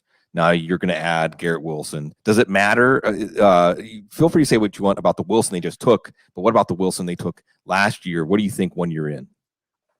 Yeah, I mean, I think he's a guy who I thought got pushed up the board a little bit last year. My personal preference would have been Justin Fields or even Trey Lance over Zack Wilson. So I didn't love the pick last year for the Jets with the other quarterbacks that are on the board. I do think based on, what the supporting cast and the environment was for him, the jury is still to be determined. I knew it was going to be a big jump, how he won in college and the superior talent and offensive line in particular in the level of competition. I knew it was going to be a big adjustment for him when he got to New York and he had to play for the Jets. So I do think it's a little bit to be determined yet. I'm not ready to call him a bust. And I think the Jets are doing a good job by surrounding him. They made some good additions to shore up the line in free agency, especially the interior. They need Mekhi Becton to kind of pan out to have that, that tackle position. And I think then they wanted to go get another weapon. And whether this probably takes him out of the Deebo Samuel trade sweepstakes, but who knows? Williams, because even that, like maybe I don't know if the buzz was true, but there was some buzz that the San Francisco was asking for Elijah Moore to be a part of the package going back to San Francisco with picks. Who knows if that's completely dead yet, or maybe they envision a scenario where Debo Samuel and, Garrett Wilson are the future. But regardless, I love the Garrett Wilson pick. He was my number 1 rated wide receiver. I've been on record as saying I saw some part, Calvin Ridley and part Stephon Diggs to his game if he hits his ceiling. So I think it was a good pick for the Jets. They needed to add more weapons to that. But I think the big news just coming in is the Saints are on the clock. We finally got a trade. So who that was Washington. Well, we know what that hug is. The dream is shaky. The dream is shaky. Well, but again, we thought that they traded up for Lamar Jackson in 2018, and it was Marcus Davenport. It could be one of the receivers, as they're seeing the receivers go off the board. The anchor is out of the building, though. I would not be surprised if it's Jameson Williams. They might view him as the complement they want to Michael Thomas. So if it's wide receiver, I think it's him or Chris Olave. It could be Trevor Penning if they want that tackle. And he's the last one with a first-round grade. That seems a little rich to trade up. And I'm interested to see what the compensation is, because there's no way they gave up both their first to come up like 5 picks. So it has they said what the compensation is? No. I'm saying there's no way they gave up a 16 and whatever it is, 16, 18 or 16, 19. So they still have one of their other picks there, I'm assuming, in the first round. My guess is they probably went from 16 to 11 and then still have that other one there as well. It could be quarterback and they have their choice of the litter, or it could be wide receiver. Outside chance, I would say Trevor Penning. I really was hoping Garrett Wilson would go to the Saints to have Michael Thomas be kind of that mentor in terms of how to develop your game. That would have been perfect. But him and Olave or him and Williams, man, I would love that too. And it would be a nice table setting for whatever the next quarterback is for that team, whether they find a surprise in this class or a second round guy like a Matt Corral eventually, or they get a shocker maybe a little bit later in the draft and who may pay out, or of course free agency or trades. And the trade compensation was 16 to 11, and then they gave up a third and a fourth. So to move up 5 spots, they gave up a third and a fourth. Right. So it's not necessarily quarterback compensation. It could be for a quarterback. The Saints have traded up and are on the clock, and we'll see what they do. We've had some curveballs already in terms of the order of these players, but not so much the 10 players we've seen go off the board. We'll see if we get any curveballs here. Probably not with that compensation. And if it's quarterback, it might be Kenny Pickett. But look, I'm just saying, quick knee-jerk take here. As I'm about to welcome Jason Wood to the room. I like Evan Neal and Kayvon Thibodeau more than Sauce Gardner and Garrett Wilson. Just saying. I mean, as far as the winner of the top 10, Paul, you're going to hear a lot of people say this stuff. For some people, that's the number 1 and number 2 players on their board. So we brought the universe back in balance, but now we're going to take the universe out of balance and bring it up, put an Eagles fan next to a Giants fan. So let's welcome in, before we send off Paul, parting such sweet sorrow, OFBG, Jason Wood. Knee-jerk reaction for you to these top 10 picks and the Saints being on the clock. Well, fair is fair. As much as I hate to admit it, I guess I disagree with you a bit, Sig. I have to give Paul's team credit. I think this was probably like in the scenario analysis of their war room, this was probably their number 1 dream scenario, the one that they would have loved to have seen happen, but didn't think was likely. Yeah, getting those 2 players that way. I mean, at 5 to then smartly know that, hey, we're going to get one of these 2 tackles, and I would imagine they would have been fine with either Icky or Evan, and so they ended up getting a franchise tackle plus. I guess I'm probably maybe bigger on Thibodeau than you are, Sig. Like I think he's going to. Oh, I love Thibodeau. Yeah. Okay. No. I'm saying that they're the winners of the top 10. Oh, the Giants are the winners of the top 10. I jumped in. I thought you were saying you like the other side. Yeah. So I think the Giants, unfortunately for me as an Eagles fan, had just about a perfect outcome of that 5-7 pick. So. Yeah, and we're going to see what the pick is here, but it's a good night to be a Giants fan. It's always a good night to listen to what's going on. Paul Perticchese, I saw Matt Caraccio in the Twitter telling everyone to come here. We love Saturday to Sunday. We The love notebooks, folks. Get the notebook. notebooks. Yeah, get the notebooks. Seriously, if all you do is just follow Paul during the draft, you're going to be like the smartest person in your group about understanding these players, understanding the fits on the teams, understanding why they went when they did. And it's always a joy to get to spend time with you, Paul. And now the sweating is over. And by the way, I just want to let you know, the GM said that they actually had 6 players that they wanted, and they actually had trades in place with 3 different teams. If they did not have a second of those 6, they got 2. We got you for over an hour, Paul. Thank you, sir. Thank you guys so much. I look forward to this every year. It's nice to be leaving the show and happy with the Giants' decision making. And it would be really nice if I eventually get to come back on the show and the Giants aren't on the clock when I'm on the show with you guys for the first hour. Because they've been on the clock. They've been on the clock every time. I think this is 5 years running now. I've been on with you guys and very fortunate. And I truly enjoy it. But one of these years, it'd be nice to come on and not have to sweat the Giants' decision making, because maybe they at least go 500 and, maybe pick in the middle of the draft one year these days. But all joking aside, guys, absolute blast. I look forward to following you guys the rest of the night, the live stream, and interacting with you guys on Twitter over the next couple of days as well. Thank you guys so much. Hallelujah. Thank you, man. One of my favorite people, so many of my favorite people. Certainly, we're hanging out with our friends. To all my friends, man, it's great to see you boys. How you guys doing? Yeah, man. Yes, doing well. It's good to see you. Yeah, yes, and we had Paul on, the Giants fan for the Giants picks, and we're gonna have Jason Wood on for I think at least one Eagles pick. Yeah, there was some, Rappaport, I think, maybe 30 minutes before the draft was on NFL Network saying that he had heard that the Eagles were trying, or at least ready to move up for an edge rusher. Obviously, I have no idea if that's true, and I'm kind of hoping it isn't. But if it is, I would assume, it would have been for it would be for Jermaine Johnson. And it's like, do you really want to trade up for that? I don't know, but we'll see. Well, I think the dream might really be over now. Oh, and by the way, the Saints take Chris Olave. Okay. Oh, interesting. Go ahead. I just love the pick because I think he's the top receiver on the board.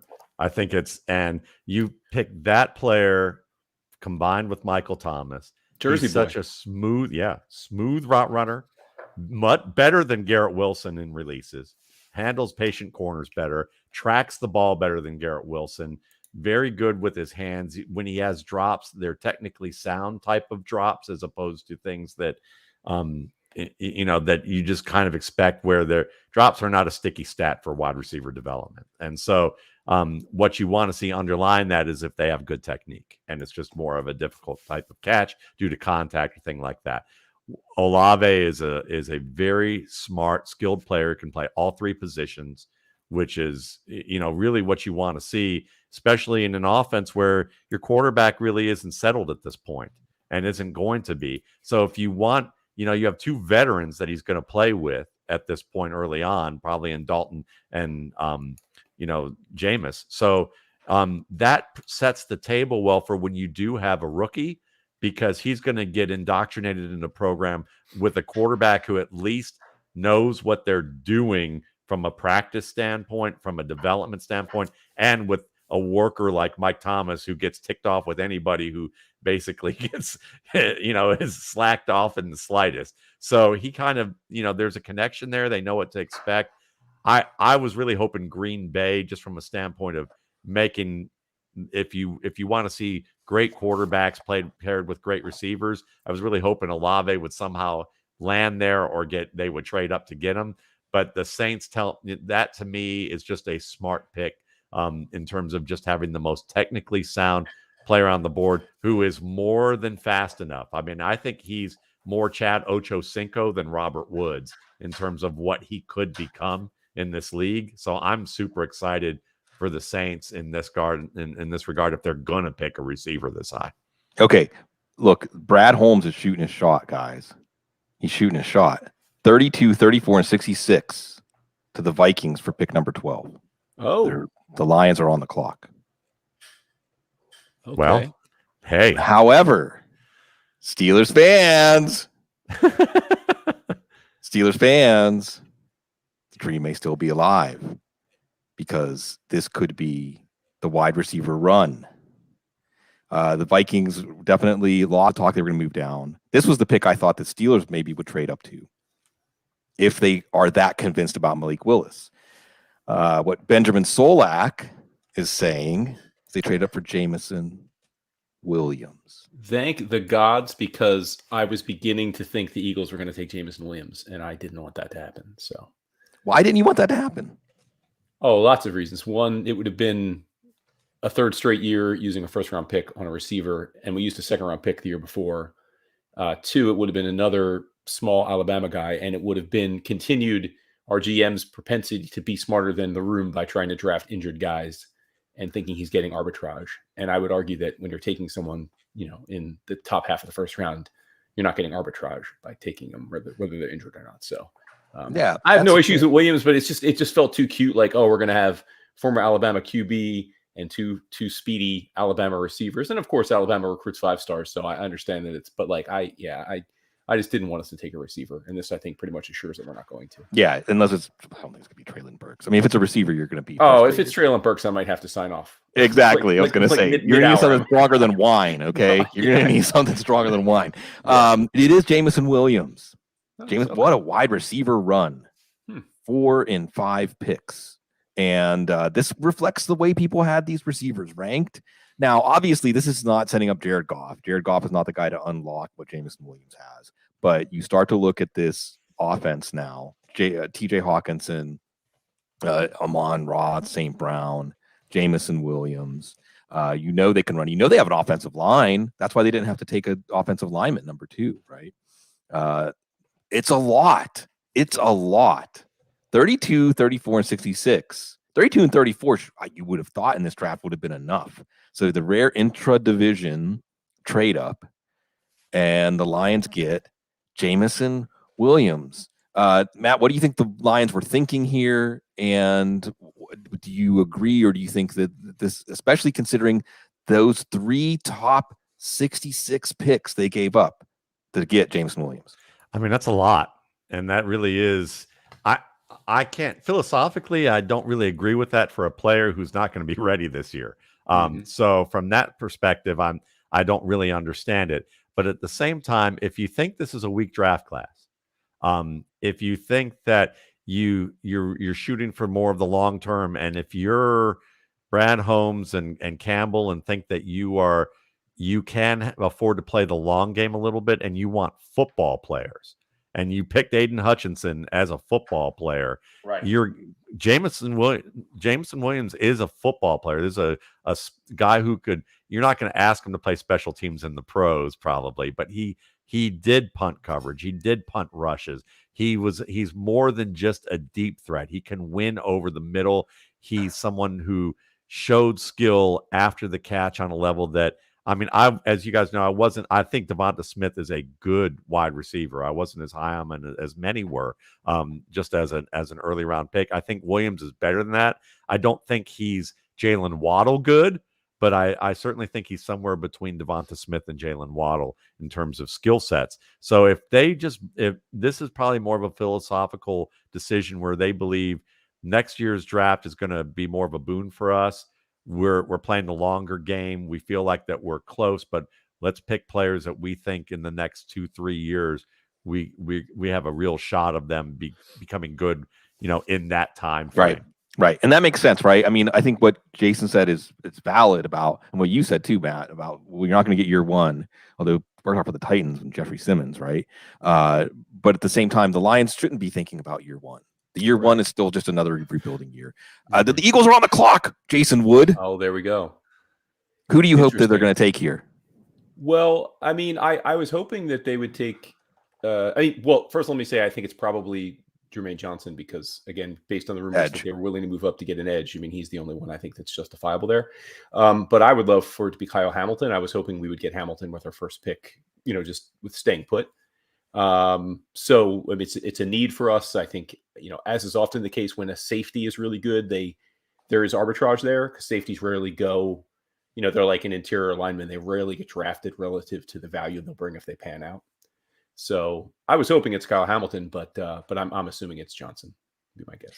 And by the way, I had the terms of the trade, or they were updated. Actually, it's 32, 34, and 66 for 12 and 46. So it's 32, 34, and a bump from 66 to 46, which isn't that significant. 32 and 34, but that's 2 second-round picks. You're giving up 2 second-round picks to get a first-round pick. 15 to 20 players, first-round grades. Jameson Williams, one of those players for everybody. Look and at what the Saints did, though, right? They gave up next year's third and a fourth. But to get in the position today to make they give to us, they traded away their first next year, right? And second in 2024 also. Yeah. So although I think that the new pick chart had that a pretty even trade, I guess we can only. That's a good postscript, by the way, Jason, to bring that up. That I guess in hindsight, I guess it was Olave. I guess they just or otherwise they had their board stacked where they wanted to be in a position to get Olave for sure, and one of their other probably top 15 players. You would think one of them is going to maybe slip through to 18. I'm already sitting here thinking about. I can't wait to see Waldman's post-draft RSP and when he factors in draft capital. I mean, it's interesting because you don't. I know you said, Matt, that you don't think Garrett Wilson's quite as good as Olave, and I'm with you there. But it's interesting because like Garrett Wilson to me is like so far the loser, right? Him and Drake London, just in terms of redraft. Dynasty is a whole different thing, just because one's going to be catching passes from Marcus Mariota, and the other one's going to be catching passes, from Zack Wilson. And again, it's not fair to say Zack Wilson's going to be a bad quarterback after a rookie, but I guess I'm not very encouraged by what we saw as a rookie. And so what I do like about the Jets and what I love about like what Miami did this year is just put the onus, build these offenses up and put the onus on these quarterbacks. Find out if Wilson and Tua are the guys this year, because now you have no real excuse, right? If you give them good lines and good weapons and they don't play well, then at least it's time to move on. So I like that strategy. But like for redraft, I mean, Garrett Wilson, we'll see how the rest of the draft goes, but I mean, I don't think I'm going to be very excited by his prospects. Well, we're going to talk about this in a second. By the way, it was not Jermaine Johnson. Yeah, the Eagles.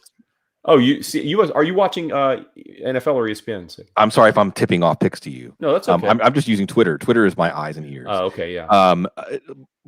Well, and I guess the key here was they only moved up 2 spots, right? 15 to 13, jumping the Ravens. So who is it? Who someone the Ravens were going to take?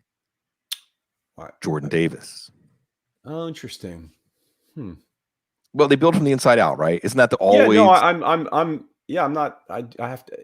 I mean, it's interesting. I guess I just hadn't seen his name linked to us by anybody. So I don't. You kind of caught me by surprise here. But certainly, I mean, Howie's always talking about the defensive line being one of his priorities, and so yeah. I mean, I don't know what you guys think of Davis. I mean, he's obviously one of those guys you can't picture him.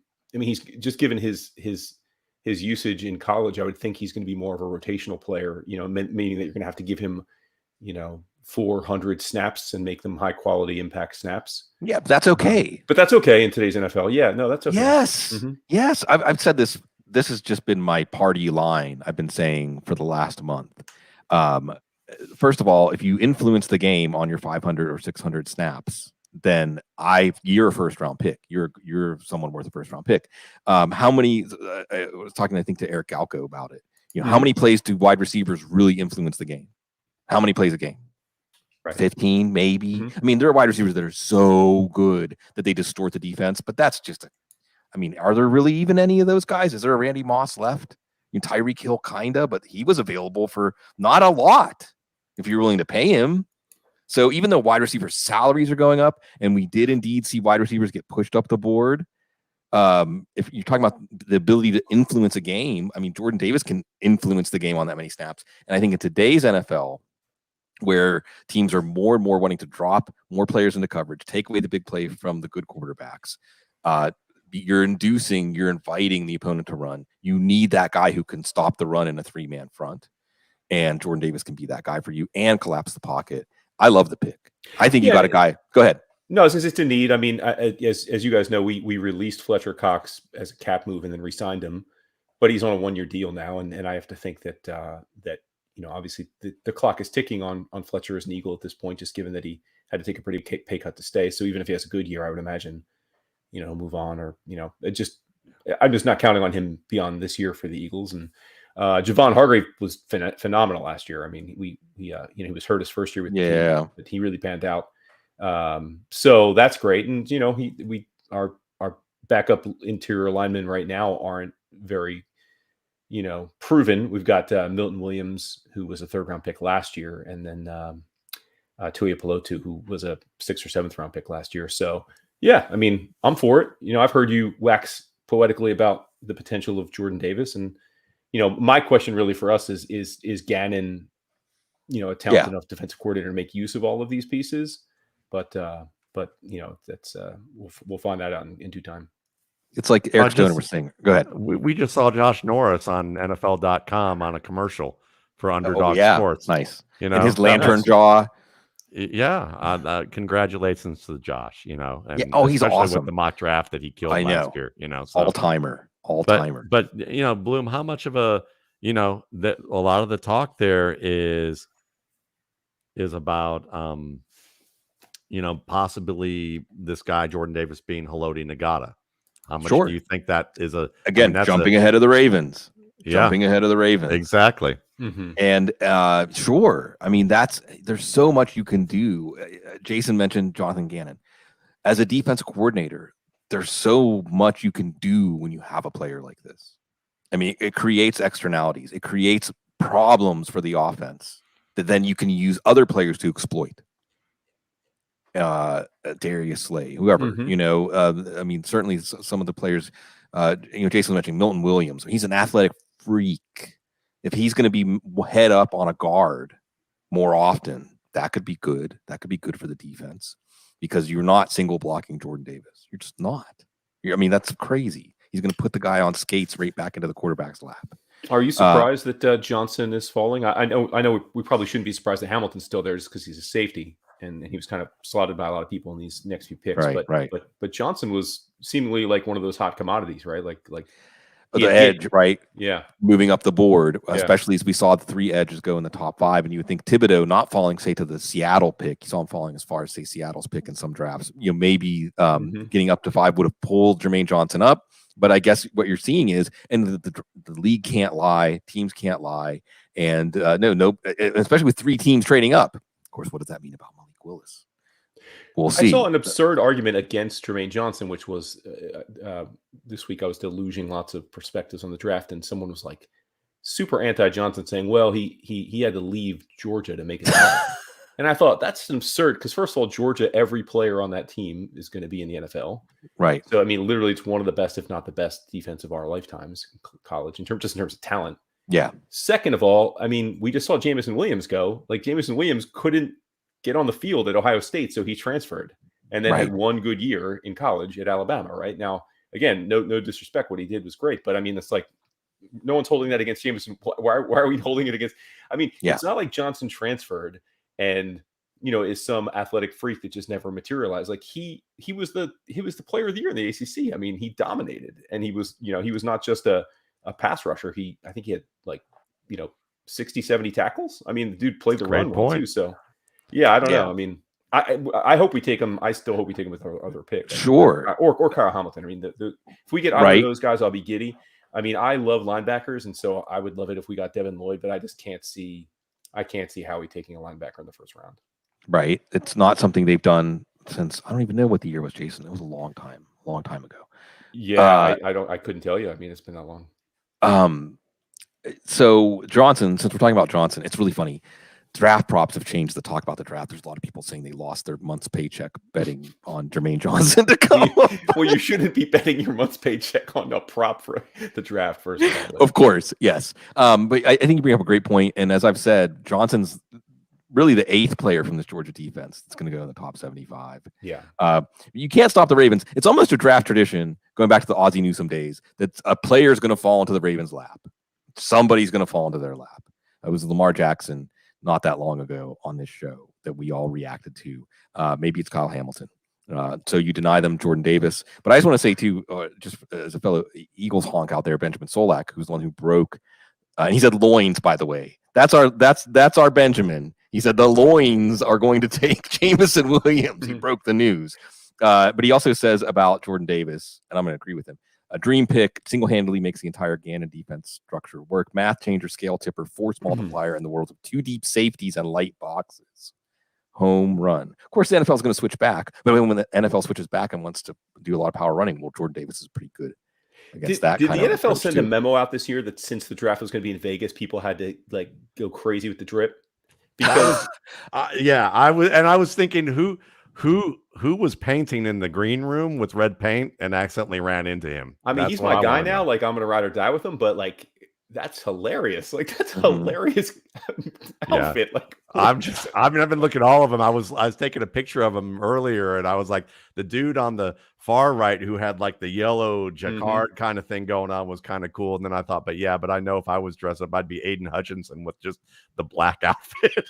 and I must be an old man now because like I think I love Sauce Gardner as a player. Like, right. I'm all for it, and so I think kudos, he deserves to go that high. But I am not a fan of a young man that's 18 having like that much diamond on his neck before like that. Like my man, like let's get a 401k set up. Let's get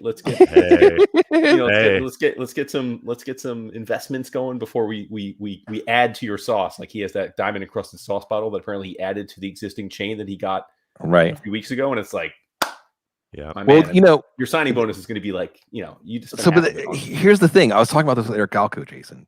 Name, image, and likeness is changing this, though.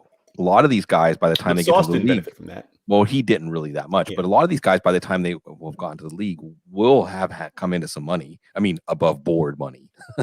But Quinn Ewers is what they're saying. Quinn Ewers got what, 10 million guaranteed to go to Texas. But it could actually, I think, change the course of some of these guys' careers, and not for the better, because I think that there is such a thing as getting too much too fast. Well, I mean, go ahead. Yeah, I mean, one of the things that to both y'all's points, I mean, you listen to someone like Brian Perez will talk about that, he knows some guys who are smaller time agents who try and impress upon people that, listen, you may be a center or a safety in this league, and you may want to take that marketing money that the agencies offer, which are actually loans and advances that they got to pay back no matter what, and they're going to have the legal departments to recoup on that in some way, and oftentimes it's the parents who are like, no, we want to take that money, and they're trying to say, listen, you don't want to do that. Like, how many centers and safeties are on Campbell's commercials? How many of them are really like going to be on these national commercials? And you're not going to get paid that at a local waterbed outlet, doing a commercial for them, calm down on that stuff. But it is, and some of these guys end up, getting cut after their first year, and they're back at like Monmouth or some other school. I said that wrong, but Monmouth, back at there trying out with the next year's class to try and hook on into the league in front of area scouts. So it's certainly a scenario where, to Wood's point, but this is an entertainment business, and the entertainment business is set up in such a way that it's fast money, and the appeal and the way things are structured that, unfortunately, sometimes people benefit from creating this kind of atmosphere to get the most from the least. Yeah. I've had this ongoing friendly debate with our own Doug Drennan about name, image, and likeness, because I'm of the opinion that we can't even conceptualize yet how much it's going to change the college game, and he's very much like, in what way? Like, it's not going to change it. It might not change the game itself. Okay, it might not change like who wins the national championship and things like that, because it's really just money that was below board coming above board. I mean, the same programs that were getting the top players are still going to get the top players, but I do think there are players that give them $10 million when they're 21 and they're going to be okay. Give them $10 million when they're 18 or 19, they're not going to be okay. A lot of us wouldn't have been okay. Yeah. Well, a couple things. One, I think the magnitude of the money, though, is much. It's already. I mean, like, it's much faster than I think most expected.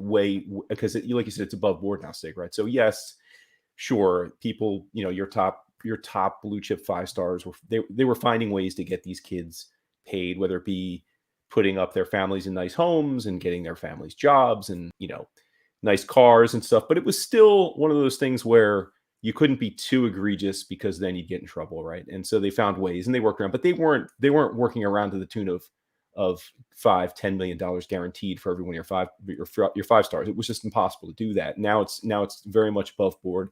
And again, I'm actually for that. Like I've long thought, let's, in as much as the college system is a giant economic engine, it's ridiculous to think that the people most responsible for feeding that engine were literally not compensated well enough to buy, their girlfriends a dinner out, right, without getting like sanctions. Or eat themselves on a Saturday. Yeah, so I'm all for like in the grand scheme of things, the whatever this changes or problems this creates, I'm for those because at least they're about the equality of the players themselves and having to work through that. But I still think it's going to have crazy because again, these are kids.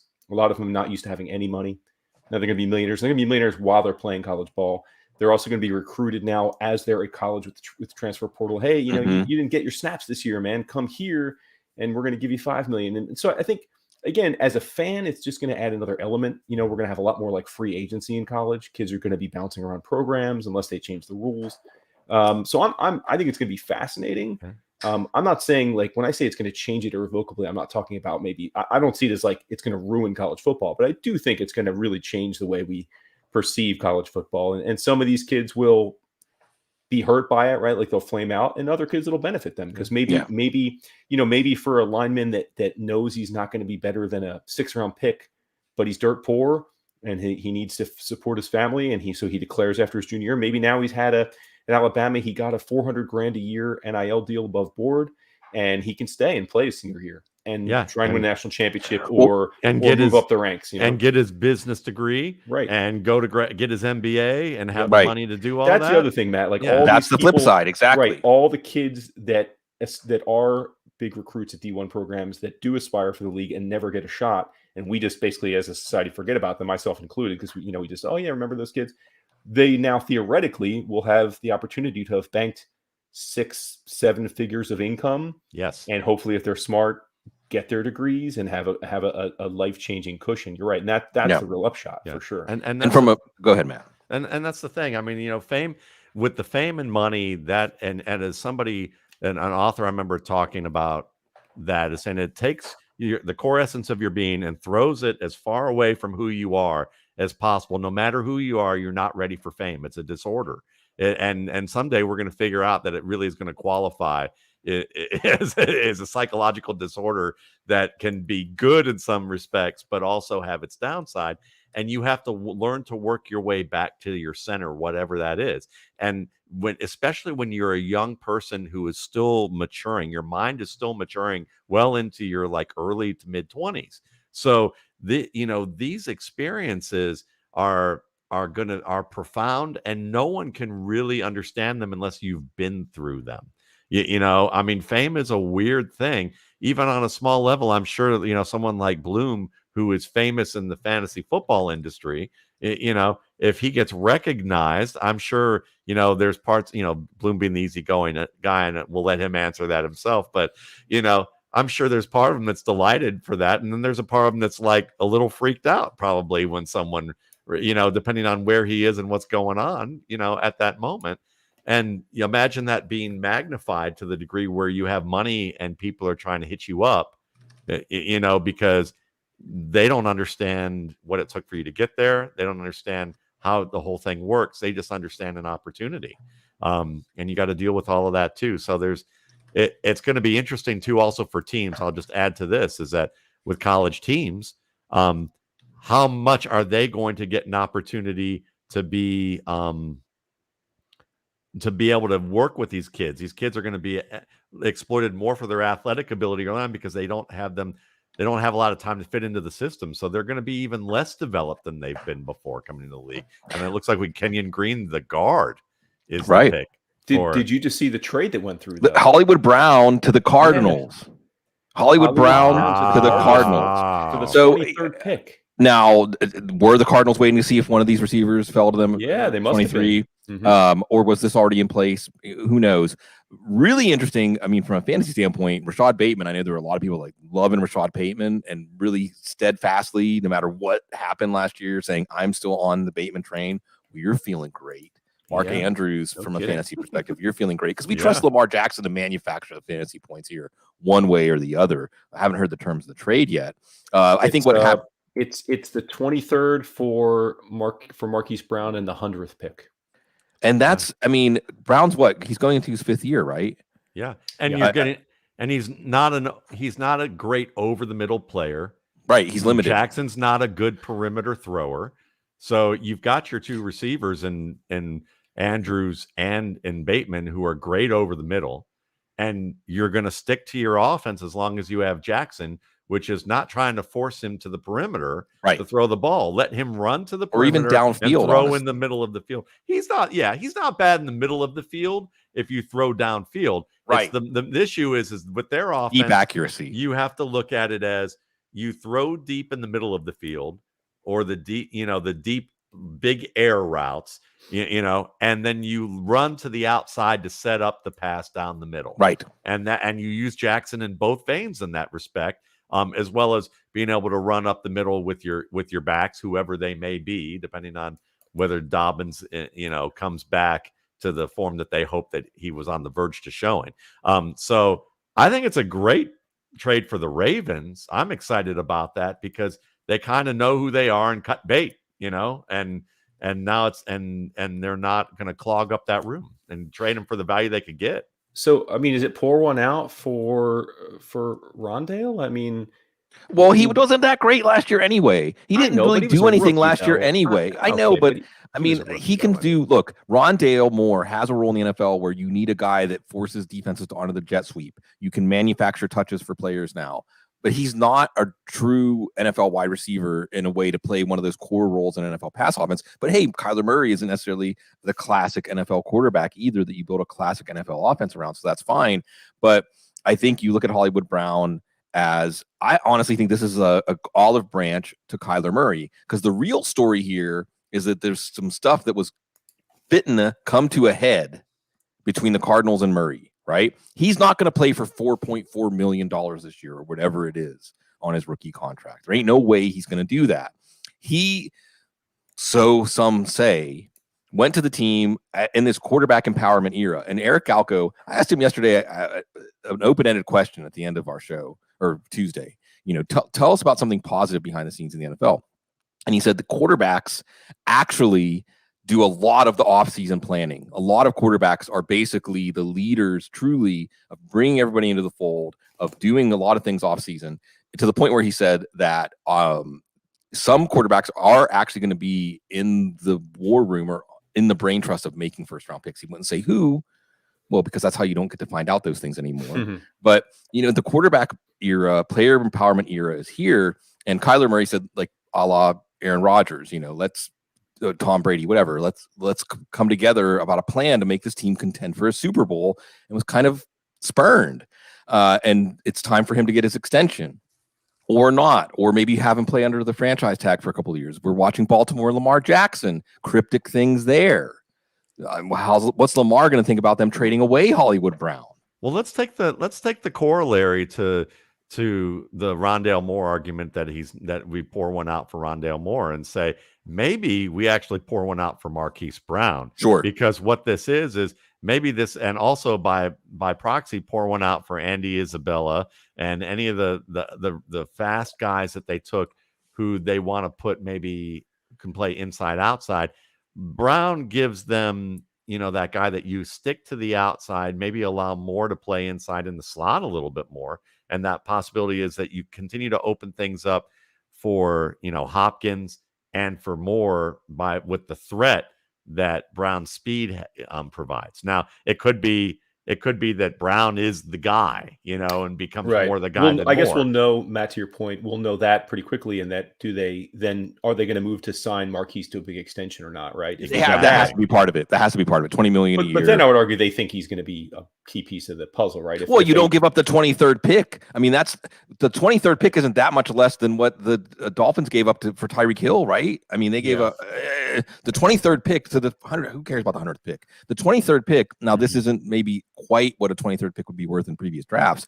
That is a sizable investment. You aren't willing to pay him a market level extension. What are you doing? Steve Keim. Why would you even do this trade if you're not willing to pay him what the market dictates he's worth? Now, I just want to tell folks, it's funny. Someone who listened to the show with Eric Galco said, did Kyler pull this off? Feel like you pointed to this, Eric Galco, when you were on with Sigmund Bloom, and Eric just winked. I mean, the Cardinals, though, it's just hard. It's hard to think. I mean, considering I'm going to go into the assumption that they think Marquise Brown's going to be a big part of their offense this year. So they just, excuse me, they re-signed AJ Green, which I thought was a little odd, right? Like, why did they bother? My God, the Eagles are getting AJ Brown. The Eagles have traded for AJ Brown. Oh, really? I'm sorry, I just had to interrupt you. No, so that was the first shoe dropping. That was just the first. So guys, and Matt, I know you can back me up on this.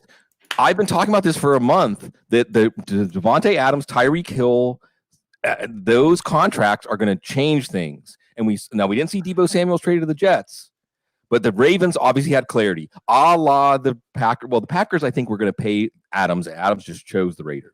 Okay. The Chiefs knew they weren't going to pay Hill. They traded him. Ravens know they're not going to pay Brown. They trade him. Well, another Brown is traded to the Eagles. What did we give up, Sig? I'm sure the number, what is it? What do you guys have? 19? I mean, 19, and I don't even know what else. 18. Or 18, whatever overall, it is. 18th overall, and another third-round pick, according to Diana Rossini. Okay.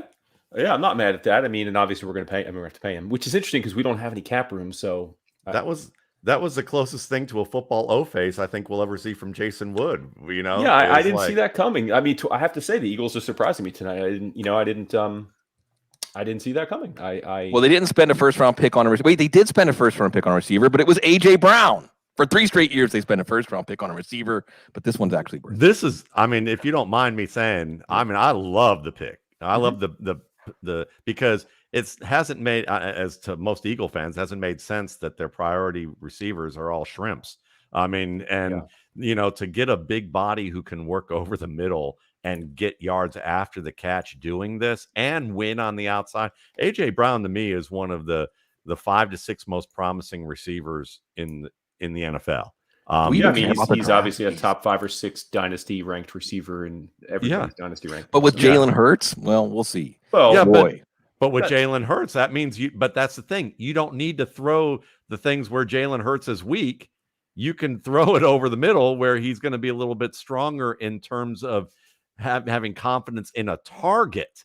Now you enhance that confidence in the target, and if it doesn't work out this year, then you still have the infrastructure for the future quarterback. Right. A lot of teams are thinking the same way, but the Eagles, I have to say, as much as I can criticize what they do sometimes, I mean, they definitely have been very, I think, smart and studious about their approach with Hurts, in that everything they've done this year has been clearly about not committing to Hurts beyond this year. And I think Hurts knows that. I think everybody is aware of the deal, right? It's not similar to, like I said, other teams have the same situation, right? The Giants didn't pick up Daniel Jones's option. Doesn't mean that if he plays really well this year, they'll obviously franchise him or sign him to an extension. So it doesn't really change their calculus very much. Just means like, hey, man, this is your year. And I think it's the same with Hurts. And I think he knows that. It's, we have multiple first-round picks next year, assuming we don't trade any away for other players. And I think most people think that, and Matt could probably speak to this a lot more than I could. I think most people assume, almost by definition of how poorly perceived this quarterback class is, that next year's quarterback class will be materially more intriguing.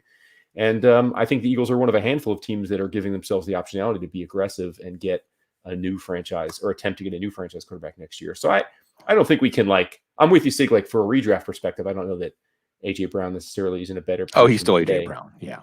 But in 2023, I mean, we could, who's to say who the quarterback is, right?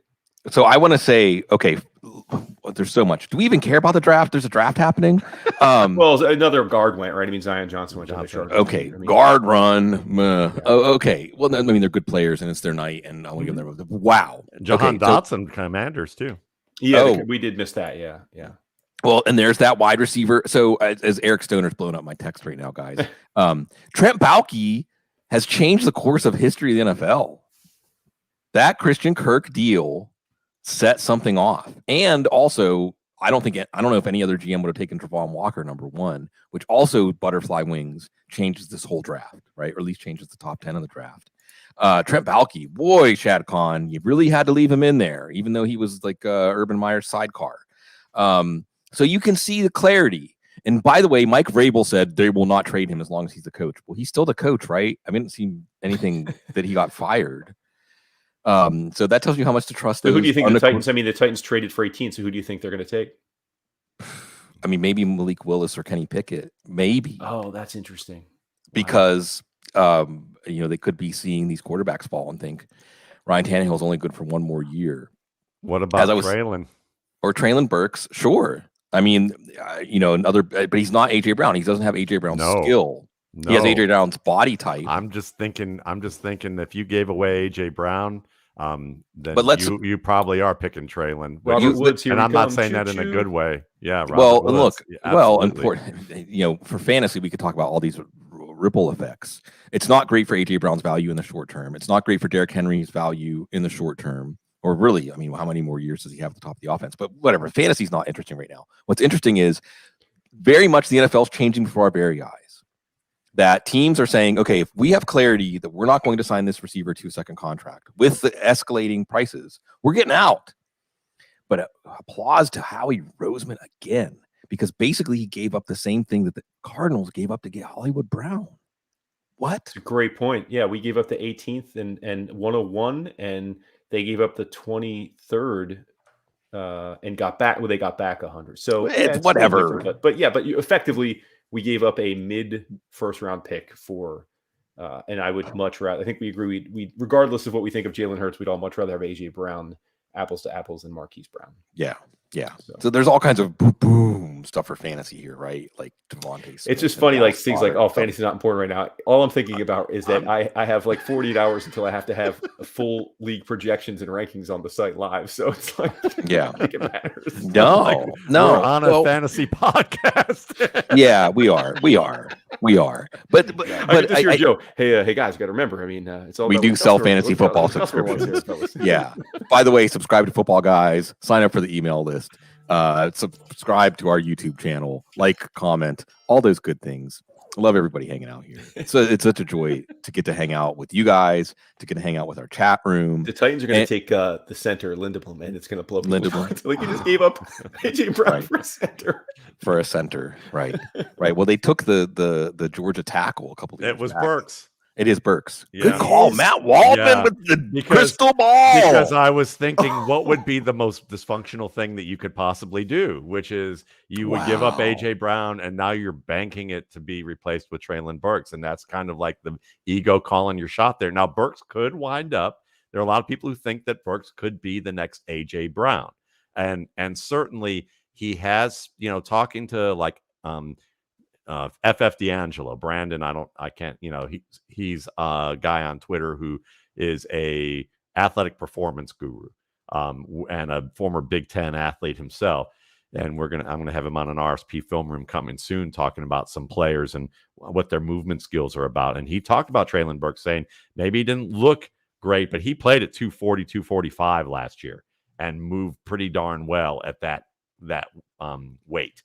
So they may think that they've got a guy who they can use inside and match up pretty well with Robert Woods being able to move around and take some pressure off of him to get plays. And I thought this would be a good pick for the Titans in addition to having A.J. Brown, because they could use him as that constraint player on orbit motions, orbit type of passes, where you can counter him with Derrick Henry so that you have that kind of sideline to sideline stretch that you want with Henry as the counter up the middle or vice versa. And then as he develops as a route runner, then you can get more out of Burks as an outside receiver. Now, the things with Burks is that he has no clue how to beat press coverage. A.J. Brown was a complete receiver, even though there were lots of people who talked about him not being great against press. But that was they weren't watching enough tape, if you ask me. That's just my opinion on it. With Burks, he literally, if they plant a cornerback, off coverage in his break path, he does not know what to do. So he's going to have some work cut out for him. But to me, he's more of a Kenny Golladay type. So if you surround him with talent, you put him in the middle of the field, and you give him matchups to win with his athletic ability, he's all there for you right now. And then maybe he can develop a little bit more down the line. So I get the pick. It's a little bit of boom bust pick for me. And that's why I kind of joke that it's like it could blow up in their faces, but it also makes sense on why they want to try for it. Mm-hmm. The Eagles or Albert Breer are going to sign out AJ Brown to a 4-year, $100 million extension. But whatever, man, it's cap room. Cap room is the least valuable commodity in the NFL. Use it to get difference makers. That's been my mantra. I don't know. Use it to get difference makers. I have to go look at our I don't know where we're getting that money from, though. Well, it doesn't matter. The salary cap isn't real, right? It's going to go up every year. 10% every year. Yeah, it's going up 10% every year. Wood's expertise. Come on, yeah, okay, man. This is your bailiwick. This is your area. That now that it's kind of settling in, like I'm pretty stoked for this deal. Oh my God, you got to be. The other thing too is it's all about dominoes, right? As we know, like football is such a beautiful game because it's all about the tapestry, and if one thing's out of whack or equilibrium, like everything doesn't feel right. And it's like you said, Matt, and I know that was on here live when we traded up for Devonta last year, and as you recall, I wasn't very excited about it. Not because I don't think he's a good player, but because I was like trading up for the 10th pick for a tiny guy again. It was like, wow. But honestly, he had a pretty good rookie season, especially considering we were so run heavy as an offense in the second half. And I love Devonta as a number 2. Like I'm here for that. Like like slotting Devonta as our number 2 and AJ Brown as being the go-to, like that feels a lot better. Yes. Than going into this year where like it's Devonta as the number 1, and then much love to my boy Quez Watkins, but I mean, so yeah, no, I'm. I have to say, I mean, I don't know what to make of $25 million a year for a receiver, but like you said, it's just cap room. You called it. I mean, we set a new paradigm, and it sure does make. If I'm Aaron Rodgers, I'm like, Green Bay, you didn't want to pay Devonta. What? It's like, well, he did though. I think that. No, I know. I think that Green Bay would have paid Devonta. Yeah, but either way, it's Kansas City and Tyreek Hill, who now, by the way, teams like Kansas City, Green Bay, waiting for receivers. Dotson's already gone, right? So we're 6 deep. I hope you bet over on wide receivers. Go ahead. So is this gonna be the new trend? I mean, are we gonna see like Terry McLaurin traded to the Chiefs? Right. I mean, and Debo, I just think no one was going to give up a first for Debo. I just think Debo has too narrow of an application compared to an AJ Brown. Now with Hollywood Brown, at least he gives you like what Jameson Williams gives you in theory, that field stretching speed, right? But which is important tactically. But Debo Samuel doesn't give you that. But given what Christian Kirk got as a free agent, and right, that they just gave up, the Cardinals just gave up to acquire Marquise Brown, the 49ers justifiably would be eviscerated if they get anything less than a first and some teams first next year and more, right? I mean, sure. That's but at the same time, if they're not willing to pay Debo Samuel $20 million a year, which just based on the temperature from the outside, it doesn't seem like they are. Mm-hmm. I don't even know if they're willing to franchise tag him. Then they're just going to get a comp third. So good luck, John Lynch. Good luck. Good luck, Kyle. So the Saints are back on the clock. Is this where they take their quarterback? Well, I mean, that's the thing, right? So it's not Malik Willis. And you guys are just like 2 minutes ahead of me. I don't. Who's the pick? Who's the pick? It's man? Trevor Penning. Oh well, there you go. So they got their tackle. A lot of people modeled that, yeah. Right. He's not the top 3. There was some talk they might move up to get one of the top 3, but Penning's fine. They need to replace Teron Armstead, who goes to Miami. Tua. But now we're at the Malik Willis fork in the road. And I wore my Heinz Ward jersey and making a wish as I put it on today that Malik Willis would be a Pittsburgh Steeler. Interesting. And Eric Alco and I talked about this at length. And you guys, someone said tall boys. Well, I mean, I cracked open another one. It may go fast if they do take Malik Willis out of celebration. It may go fast if they don't, out of some sort of potential mourning. I don't know. But it's like this. There is a personality test or a psychological test about a quarterback. If you want the quarterback, if the quarterback gives you that conviction, Dane Brugler used the word conviction, then if you're Carolina, you don't trade down, right? If you're a team that wants a quarterback, you don't trade down because you'd be afraid of missing out on them. Well, we had teams at 11, 12, and 13 move down. Now, I don't know what the Steelers, I mean, they've moved up for Troy Polamalu and Devin Bush that I can remember in the first round. But if they were that sold on Malik Willis, they would have traded up for him. You would think. You Or would think. unless you just know the environment from talking to everybody that you're going to make the calculated gamble. And this is the team that hired Brian Flores. Yeah, It's true. This is the team that added Brian Flores to the staff. Rational. I mean, we often are pretty tough on NFL coaches and GMs, probably more than we should be, considering, it's tough to get these things right even when you are pros. But I mean, for all of the talk this year about what a subpar quarterback class was, I think there was this underlying narrative like, yeah, but it's quarterback, and so at least a few of them are going to go early, and like Daniel Jones went with the right.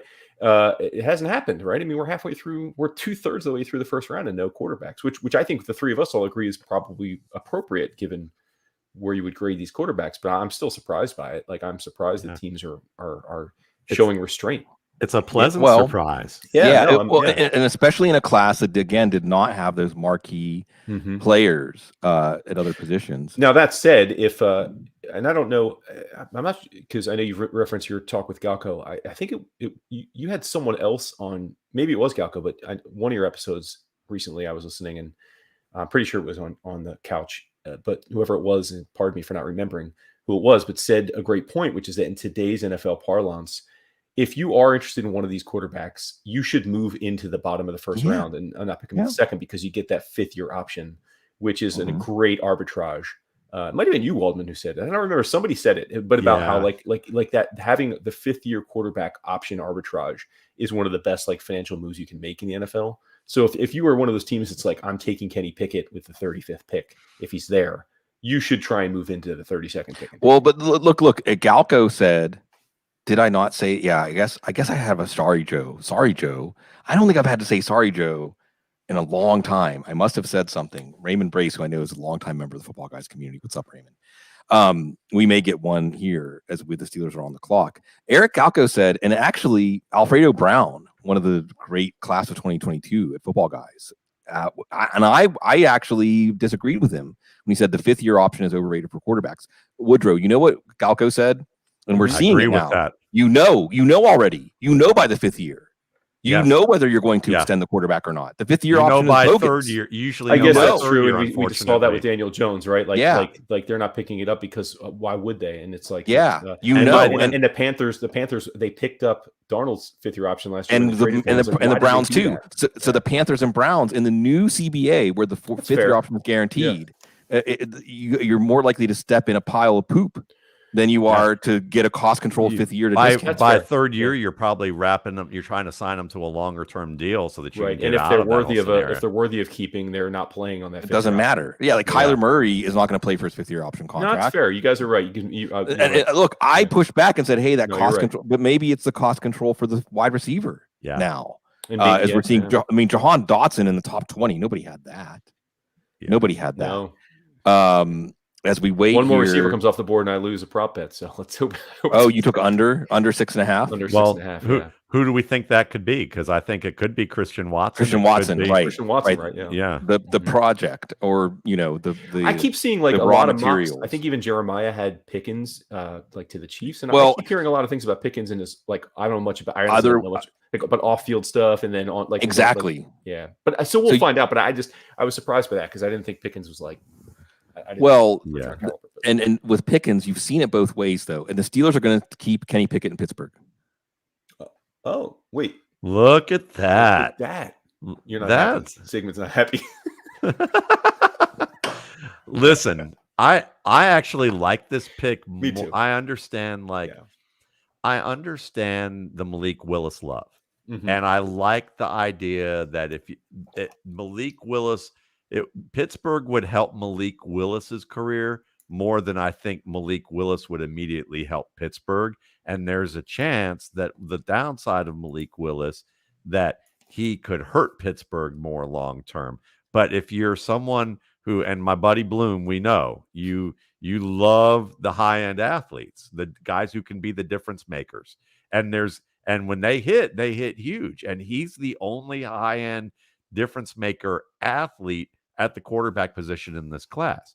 But that said, if you're going for sustaining your organization, now I know why Bloom doesn't like this, because he does not like layups, and Kenny Pickett is the ultimate layup pick here, because he's that He's This on is that this is Mason. Bloom. All the talk of Bloom making fun of Mac Jones last year coming home to roost. There you go. Exactly. It's that Mason-Dixon line between David Carr or Derek Wait, is that a Carr Freudian slip about and- Mason Rudolph? Because this is an organization that thinks Mason Rudolph is an okay quarterback. Yeah.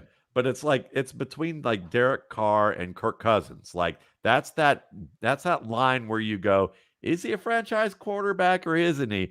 I guess we got to sign him, and half the fans are like, okay, that's fine. It's the worst place to be Another in. hate. It's the worst place to be in. Yes, exactly. And that's where I feared with Baker Mayfield. With Kenny Pickett, he reminds me of Baker Mayfield in this respect a little bit. And I'm sorry, I am kind of intentionally rubbing this in as a, in my ambivalence, and that's fine. You've got you got one for the thumb anyway, so I don't care. That's fine. Like again, I don't want to. Everyone should go out and buy the RSP if you haven't already. It's the best draft publication especially for fantasy people. But you had Malik Willis QB9. Yeah. I mean, you which is obviously well out of consensus, right? Yes. Just in terms of and I appreciated that. Now my point is like, so for you, like objectively putting like Sigmund's a Steelers fan, like to me this is a way better pick than Malik Willis, because like if you're half right, Malik Willis shouldn't be a first round pick. Like he's too risky. So that's exactly it. And to me, Pickett gives you this, Bloom. Pickett gives you a guy that he may not do the special things that Malik Willis does, but he doesn't do the things that Malik Willis messes up continuously on his tape that may never improve. It may never get better. And if you have a strong organization, if there's a team that I think of that I hate to, I joke that I hate to admit this, but if there's a team that's the most respected organization in football, if you ask me, to a player, are the Pittsburgh Steelers, and the Ravens might not be far behind, but the Pittsburgh Steelers are the type of team that has the infrastructure and the supporting cast that if you just get a good quarterback in there, one that's capable of doing their job, you can get away with the 3 to 5 plays per game that may not always be consistently there to make the difference if you have the strong team around him. And Pickett's that guy, like 3.5 quarters. I've joked that he's the QB1 for 3.5 quarters. And it's that last 5 minutes really probably that you worry about with him.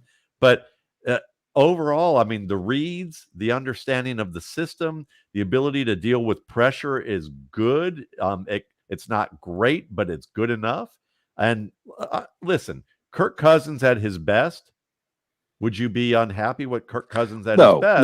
No. With Pittsburgh's infrastructure right now, no. But now at the same time, you're spoiled. You had Ben Roethlisberger forever, you know, until the wheels fell off. So you have a higher standard of what you're hoping for here that will put them over the top. Now the Steelers are going in the direction of thinking that they're going to have to build an all-around team in order for him to really take them there. By the way, this can't be a bad thing. I mean, Franco Harris is making the announcement. Like I know. Look. It's a lock, Sig. Okay. First of all, a lot of the reason I was talking myself into Willis, as like 5 out of 6 mocks had Willis falling to the Steelers here. So they were right in a way to have a quarterback falling to the Steelers and this applies to Pickett as much as it applies to Willis. And it's the idea that you're not going to pick in the top 10 of the Steelers. Steelers are not going to be in the top 10. Oh, I say that and the gods are going to strike me down. But this is the kind of draft where you're going to get a chance to get your quarterback. Other drafts, you might not get that chance. And there's a nice symmetry here to Kenny Pickett. This is now, Hutchinson stays in Detroit. Icky stays in Charlotte. And now Kenny Pickett stays in Pittsburgh. And I can't wait, Matt, until we have Mark Schofield on for the last part of the draft. I can say, can he play in Pittsburgh with his 8.5-inch hands? Is that going to be okay? We already answered that Grant's Tune question on our film room and on the couch and everywhere. I mean, exactly. I wasn't on when Icky got picked, but how great was it to see it? I mean, the kid was so excited. I mean, like him and Aiden Hutchinson. Yeah, it's such a dream, right? To go to the play NFL for your community, right? And to play for you're the team you rooted for, and that's what a dream. That's why the Honey Badger has to come home to New Orleans, but that's something different. I'm still like about a mile away from where he played his high school football. Anyway, so for that angle, I think that taking Kenny Pickett here is you're accepting that if you're going to take your next quarterback, you have to make this kind of compromise. You're not going to be able to get one of those elite players. And you're right, Matt. I mean, people have been saying it, but it's a good way to think about it because Kirk Cousins is that meridian. Dane Brugler put it well. Dane Brugler puts so many things very well when he said, you take a quarterback in the first round if you think he will be in the top half of the NFL at some point during his rookie contract. And who's the dividing line between the top half and bottom half of the NFL at quarterback? It's Kirk Cousins, right? I mean, it's basically Kirk Cousins or Ryan Tannehill, right? So Kenny Pickett can be that guy. Well, we'll see. I mean, Derek Carr certainly doesn't have any excuses now. I've talked to enough people who are kind of divisive about him where they go, there's an old school scout that someone we both know talked to who said, listen, the fact that he wouldn't even remove his gloves, call me a curmudgeon, but he wouldn't even remove his gloves to throw, that just bothers me. I don't know how I can pick that guy there. Some people are like, he's incredible on the whiteboard and that he's going to show off that he's like a coach, with the whiteboard. But, as we've learned, and, Rick Spielman, who was a RSP, user, I know this for a fact, talked about on The Athletic last week with Robert Mays, that the biggest thing he learned about quarterback play is that it's not the intelligence of the whiteboarding and the recall and the Wonderlic and all those things of academic intelligence, but it's that intuitive skill to piece things together, integrate things at a high rate of speed, and to take disparate information and put it there. So I think that it's one of those situations where with Pickett, he does a lot of that until the pressure really notches up. And my concern, and this is, I hate this. I'm kind of trolling Bloom because I'm having fun with this. But but at the same time, it's kind of telling. When Mark and I were on our film room, I showed a series of plays in the fourth quarter where he failed. And one of those was a play where they had one safety at the right hash, and then there was a one-on-one on the left side, and Pickett drops back. It's a second and I think a 2nd and 7 play. And he drops back, sees the leverage advantage, one-on-one. And I was saying, Ben Roethlisberger would hit this. This would be game over, or he'd be attempting the game over. It's in the final play. And Pickett goes for the layup and goes for the quick little play. And they get it set up to a 3rd and 5. And then they get the first down, but then he throws an interception later in the game. And there are a number of plays where his teammates had to snatch victory from the jaws of defeat to bail him out. But that said, if you give him that infrastructure, he's not going to be in those situations enough to make that play, to make those mistakes. Whereas with Malik Willis, what you are concerned about if he doesn't develop is that he may make that one play every 8 games that gets fans excited, but he may lose you a number of games and make the plays that he just needs to make the layups and can't make them. So, you're in that. It's going to be fun to see how this plays out over time with Pickett. And I'm, he was I think he was my 3rd or 4th rated quarterback in this class. Now, of course, pre-draft that meant, but like if I was going to be realistic about draft capital, he would have been number 2 or number 3. So it's not a bad pick in that respect. So did Mitch Trubisky just get Matt Flynn? No. I mean, maybe. Well, I mean, look, they paid him enough. He's a 1st-round pick on. Yeah, and I mean, I don't know that like Mitch Trubisky is definitely going to win that job now, right? No, they're absolutely. Everyone who got him on the cheap in Superflex leagues may be a little bit worried here, although it was on the board. But look, behind all this, the narrative, the very correct narrative, is going to be Pickett and Willis's careers are going to be compared forever for the Steelers. I mean, wherever Willis ends up, if he even ends up in the first round. And we started seeing mock drafts without Willis in the first round like 2 months ago. I think Daniel Jeremiah had one a while back that didn't even have Willis in the first round. Well, so let's look at who's left in the first round. Obviously, teams could trade in, but we've got Kansas City just moved into 21. Maybe you guys already know who they picked. I assume it's Johnson. I do. No. Who is it? Karlaftis? Who is it? Trent McDuffie. Oh, okay. I like that pick. The cornerback. I like it. I like McDuffie. Anytime you have the Eagles tons of people had the Eagles taking him with their 2nd pick had we kept it. But then you got Green Bay, right? They're not going to take Willis. Baltimore's Right. not taking Willis. Dallas isn't Right. taking Willis. Tennessee is the wild card here, Yeah, or Buffalo's a team not taking trading Willis. back in. Not Detroit, a team that was linked to Willis a lot. Detroit Right. traded out at 32 and 34. Maybe they could trade. I mean, they can't trade next year. So the only team that's So- actually on the clock in the first round, like you said, is Tennessee. Someone else would have to trade into it to take him. So he's likely not going in the first round. But we'll see what happens with Willis. But I'm draft night, the first round sets in motion, and we'll see. We'll see how Pickett's career plays out and Willis's career play out. If Willis just ends up being like Jalen Hurts, Nothing is worse than. I mean, we're fans first and foremost. Yes, we're Sure. analysts. Yeah, but like, and I was live last year with it. Like, nothing's worse than like your team taking like the one or two players that you just didn't want them to take. I'm used Like to this. you're good with Artie like 10 different Burns. players. Baker Jarvis Mayfield. Jones. Yeah.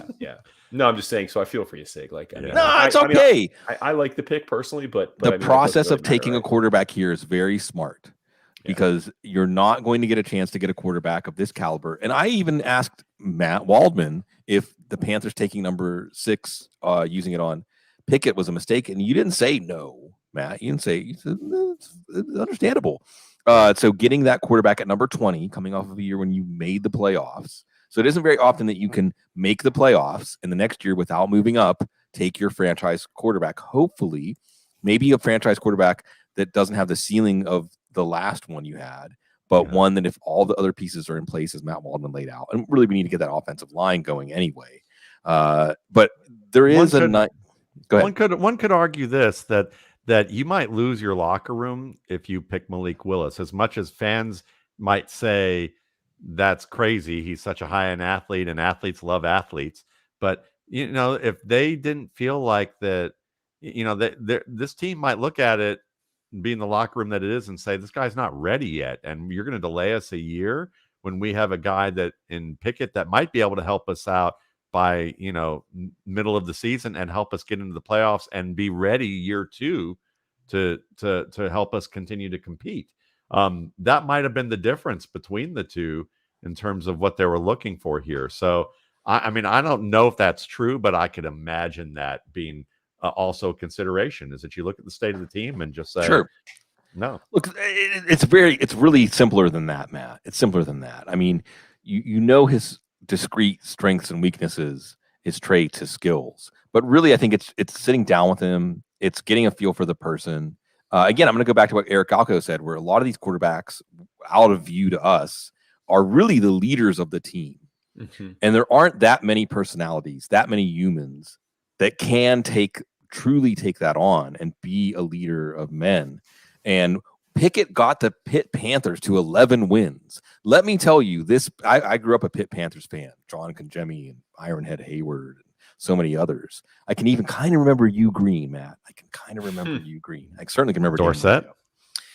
No, but Tony Little Dorsett. before time. No, but I might. There's a family story about Tony Dorsett and one of my cousins that I'm not going to tell. But Yeah, I was going to say you're years younger than me. Aliquippa. I have my grand. my grandmother's sister lived in Aliquippa, which is it's incredible. Aliquippa is a little small steel mining town, and the list of players they've produced for the NFL is astounding. Look it up. Anyway, I think of you dancing on a bar that looks like Siberia for some reason when I think of your stories growing up in Pennsylvania. And indeed, my grandparents. This is a Bloom on the couch moment here. My grandparents were living in a place actually called Prosperity. They had retired to a place called Prosperity, Pennsylvania, and they were kind of bored, so they bought a coal miner bar in a place called Bentleyville, Pennsylvania. And I know maybe there's one or two people out there listening who know Bentleyville, Pennsylvania. And indeed, my sister and I lived in the attic of the bar. My mom and my aunt were the bartenders. And so you're so very, very spot on there. But look, Kenny Pickett led this Panthers program. I got to talk slowly because I'm into the second beer here. To 11 wins. And this is a program that constantly produces NFL talent and cannot make wins out of it. Right? This is why whoever takes Desmond Ridder, at this point, we're into the 20s, right? Whoever takes Desmond Ridder, I'll applaud it. At this point in the draft, he's an athlete. Cincinnati's program improved. Where's Uncle Chaps, right? Quarterback wins is real. quarterback wins is real. If a program turns around when a quarterback is there, that is a big strike in the quarterback's favor as having the stuff that makes a good NFL quarterback, right? So what do you guys think about the Packers taking Quay Walker? There it is. There it is. Go ahead, Matt, because I know I took Quay Walker at 32 in a mock draft we did at Fantasy Pros earlier this week, and I guess I was too conservative. Well, I mean, certainly a good cover player, and you're thinking he's also someone who can get pressure on the quarterback. But are you thinking, some people look at that and say, well, how much did he benefit from having to play with Nolan Smith, who, when he comes out at Georgia, you're probably looking at one of the best defensive players on that historic Georgia football team who isn't, draft eligible yet. But you get, to me, a linebacker at this stage, that means you have to be sold that he can make an impact right away and can do it both, on passing downs and running downs, or give you at least two of the three main tools you want to see: stop the run, cover in the, cover over the middle, or be able to rush the passer. And I think he provides you at least those first, the passing down situations that are helpful. And Buffalo just traded into the 23rd pick. Could it be a running back? I know this sounds crazy, but could it be? You're on mute, my man. You're on mute, buddy. You're on mute, Bloom. Sigmund. That's a tribute to Dr. Gene. That was a tribute to Dr. Gene. Okay, there we go. No. Just before, I would say, Matt. Yeah. I mean, to your point, I would think that the Packers, to your point, definitely will give Walker a shot to start, right? Because I think Chris Barnes is projected as one of their starting linebackers right now. So I mean, like, they have a big need, and obviously they could still grab a veteran from free agency or something. But I mean, I think absent a move like that, I think Walker will at least come in with a fair shot of earning immediate playing time. Very true. And this is a pick where, Nakobe Dean, earlier in the draft process, that's your Georgia linebacker. Yeah, I was going to say. I mean, I guess maybe you guys seem to be a little more like I was assuming Nakobe Dean would go before. This was another one that, if you were listening as we got closer to the draft, don't let anybody tell you that April is the lying season, and don't believe what you hear in April, because actually a lot of the information we were getting this week has ended up being valid. And somewhere Cecil Lemmy just felt like he got slapped across the face. I know. I mean, that's not. Hey, Cecil, we love you. If the Broncos don't have a first round pick, and he's still, I know he's so skinny. I saw a picture of him the other day. I mean, he's half the man he used to be. Yeah, but always 100% Cecil Lammy. But again, this is a situation where you have these players, and the NFL is looking at them as projections. Nakobe Dean is like 6'2", 29, something like that. Quay Walker's more like 6'3", 242, right? But he can drop into coverage as well as Nakobe Dean, and he's just more projectable for that body type, I think. Even though the linebacker safety tweeners are doing better than they were, say, 10 or 15 years ago. And this comes back to Jordan Davis, too. I'm going to mention this. Eric Stoner's saying, why isn't he a top 3 or top 5 pick? There was an era, Eric Alco and I talked about this. There was an era until maybe 10 or 15 years ago where Jordan Davis absolutely would have been a top 10 pick, a top 5 pick, a top 3 pick. And it's just the way the perception of the game changes. But we'll see. All these Georgia defenders are going to go early. But Green Bay not going to get the wide receiver, at least not with their first pick. And we'll see what happens with Buffalo. Do you guys, because we haven't really, the three of us haven't chatted directly about it. Like, do you guys, are you the same as is that you're kind of baffled if you look at Green Bay's roster right now? Like, I mean, I understand it's Aaron Rodgers and he'll find a way, but they need receivers. Like, this is not a luxury pick. They need to give him help. They contribute this year. They think because they got Rick Bisaccia, they took care of the problems from last year. I don't know. I think you're right to scratch your head and say, what's Green Bay doing to get over the hump after disappointment after disappointment after disappointment? And it's a good question. We're gonna have a lot of good questions for Mark Schofield. The tradition of the last hour plus of the draft, when the old men hang out. Welcome, Mark. Good evening, gentlemen. It's been a rather fascinating first round so far. I know you've probably covered a lot of this, but the wide receiver movement has been fascinating to see. Baltimore Ravens doing a lot of Baltimore Ravens things. We got our first quarterback finally off the board. I don't know how Sigmund feels about that.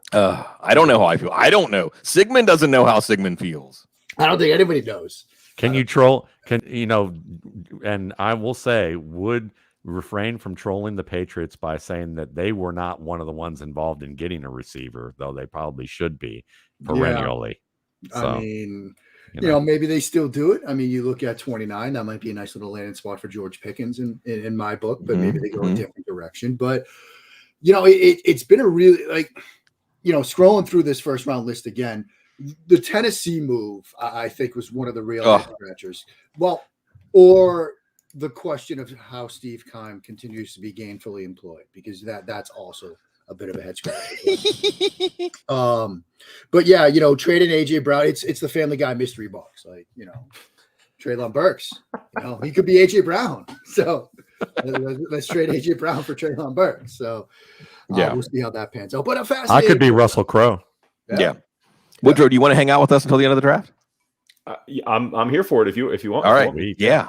All right. Let's do this. Because Mark, by the way, you're coming in hot, given my Eagles love, so I'm here for it. Like because we're on the other side of that, so I'm all for benefiting from Tennessee's AJ Brown and that Kelly Green throwback, Jason. I mean, I just came for the Pat's Pulpit Pod show. The bunch of Patriots as soon as fans we log off, I'm going to fanatics.com and I'm ordering the jersey. Bunch of Patriots fans are already saying, "Yeah, we're going to get an AJ Brown throwback in that Kelly Green." So that tells you how they're feeling about this show. So that move. Yeah. Well, and someone brought up in the chat room, and I think this is the one while we're talking about the AJ Brown move. He does have chronic knee problems. And could it be maybe that the Titans just know that he's not a safe investment? We'll see. I think the Eagles have doctors. They know things too. Teams talk. What I'm saying, if you're a Titans fan, is this is the kind of stuff you have to cling to. So certainly, and we'll see what happens with the Titans pick here, as we're a few picks away. Maybe they'll get Malik Willis. And he seemed rather calm on social media for a young wide receiver in terms of all this stuff going on. So, at least he was projecting confidence before all this, that like, this will get worked out. I'm not concerned whatsoever what's going to go down. He got his bag. He got his bag. And remember, guys, Metcalf, AJ Brown, and Deebo Samuel have the same agent, Tory Dandy. Good points. Yeah. So agents, we talk. Hugh Cecil Lammy saying agents are that hidden hand, the hidden player in all these moves that we aren't seeing. Mark, can you? I want to have you add to this because I got a chance to troll Bloom a little bit, but also try and cheer him up at the same time about Kenny Pickett. So I'm wondering, and he's really much looking forward to your thoughts on Kenny Pickett going to Pittsburgh. In terms of he's hoping that you will staying in Pittsburgh. Yeah. I mean, there are many things that he does extremely well for a college prospect at the quarterback position. I mean, and Matt, when we did our show, one of the things we highlighted was some problem solving in unexpected ways, get into backside digs, figured out some creative drops. We had that play against, I think it was Miami, where they dropped that backside defensive end and basically doubled Addison off the line. So we had to work through that on a 3rd and 7 situation.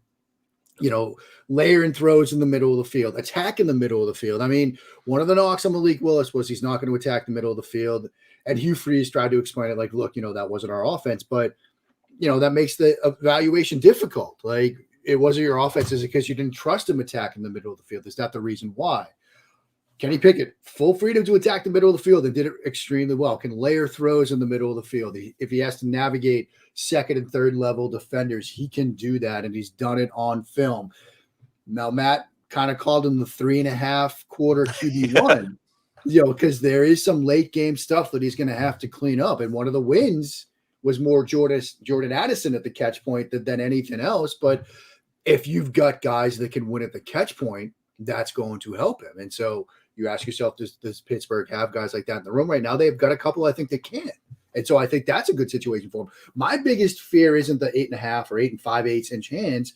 What's he going to do the first time he sees a sim pressure dialed up? Is he going to navigate that moment in the pocket better than we saw on film? Because he's mobile, he's athletic, he can extend plays provided he knows where that pressure is coming from. If he knows pre-snap it's coming off over the right tackle, he's fine.